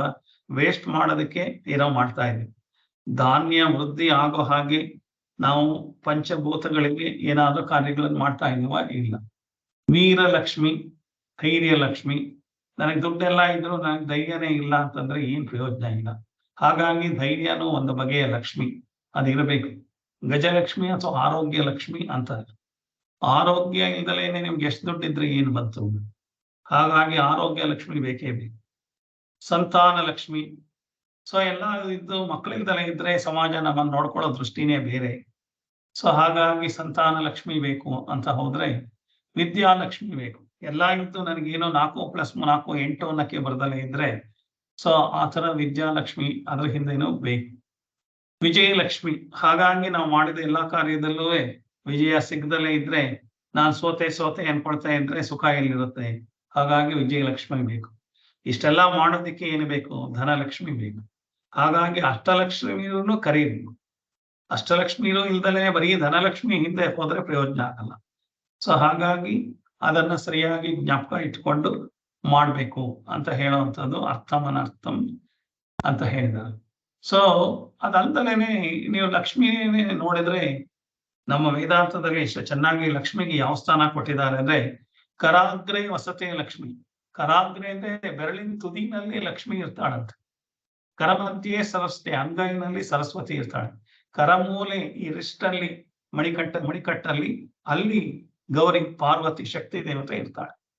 ಸೊ ಈ ತುದಿನಲ್ಲಿ ಲಕ್ಷ್ಮಿ ತುದಿನಲ್ಲೇ ಬಿದ್ದೋಗಕ್ಕೆ ರೆಡಿ ಆಗಿರ್ತಾಳೆ. ನನ್ನ ಕೈಯಿಂದ ಜಾರಿ ಹೋಗೋದಕ್ಕೆ ತುದಿನಲ್ಲಿ ಇದ್ದಾಳೆ ಅಂತ ಬೆಳಗಾಗೆದ್ದು ಜ್ಞಾಪಿಸ್ಕೊಳ್ಳೋದು. ಅಂಥ ಲಕ್ಷ್ಮಿನ ನೀ ಎಷ್ಟೊಂದು ಒಲಿಸ್ಕೊಳಕ್ ಹೋಗ್ಬೇಡ, ಅದು ಹೋಗೋದೇನೆ. ಅದು ಇವತ್ತಿದ್ದು ನಿನ್ನ ಹತ್ರ, ನಾಳೆ ಇನ್ನೊಬ್ರ ಹತ್ರ ಹೋಗುತ್ತೆ.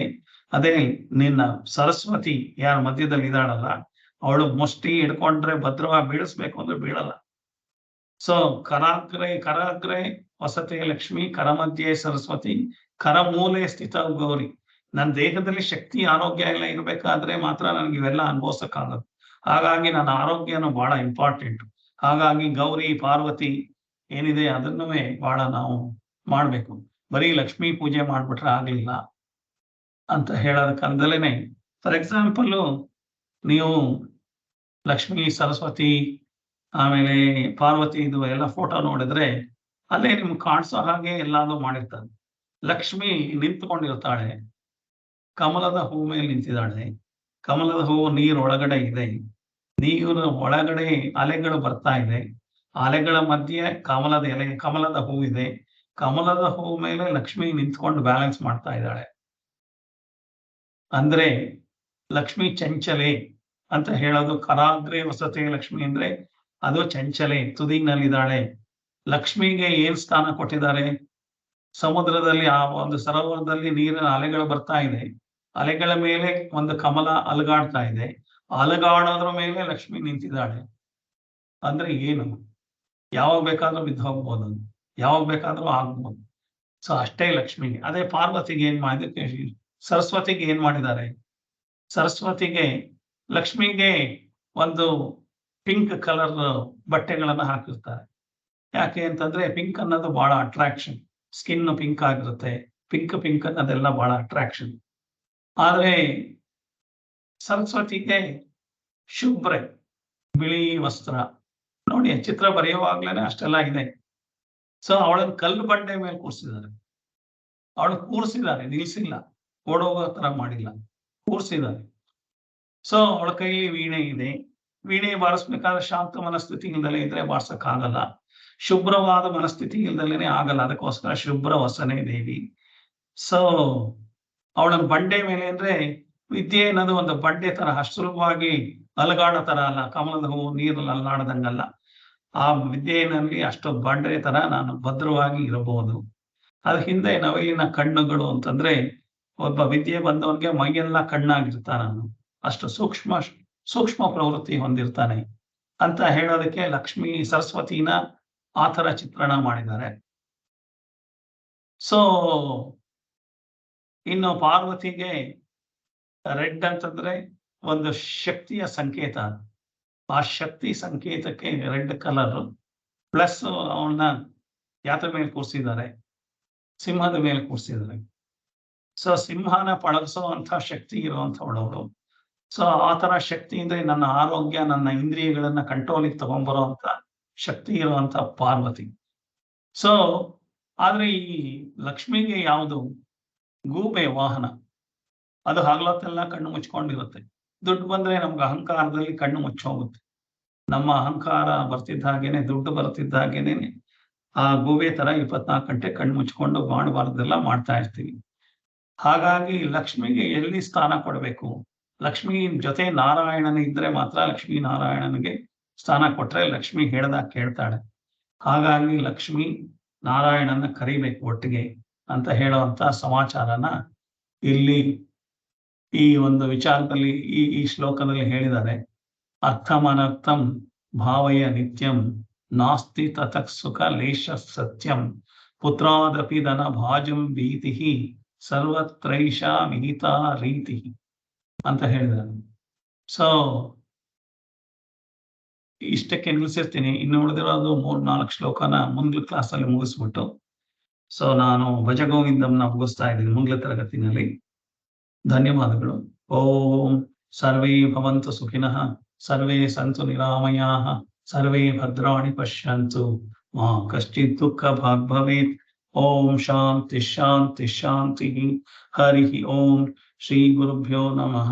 ಹರಿ ಓಂ.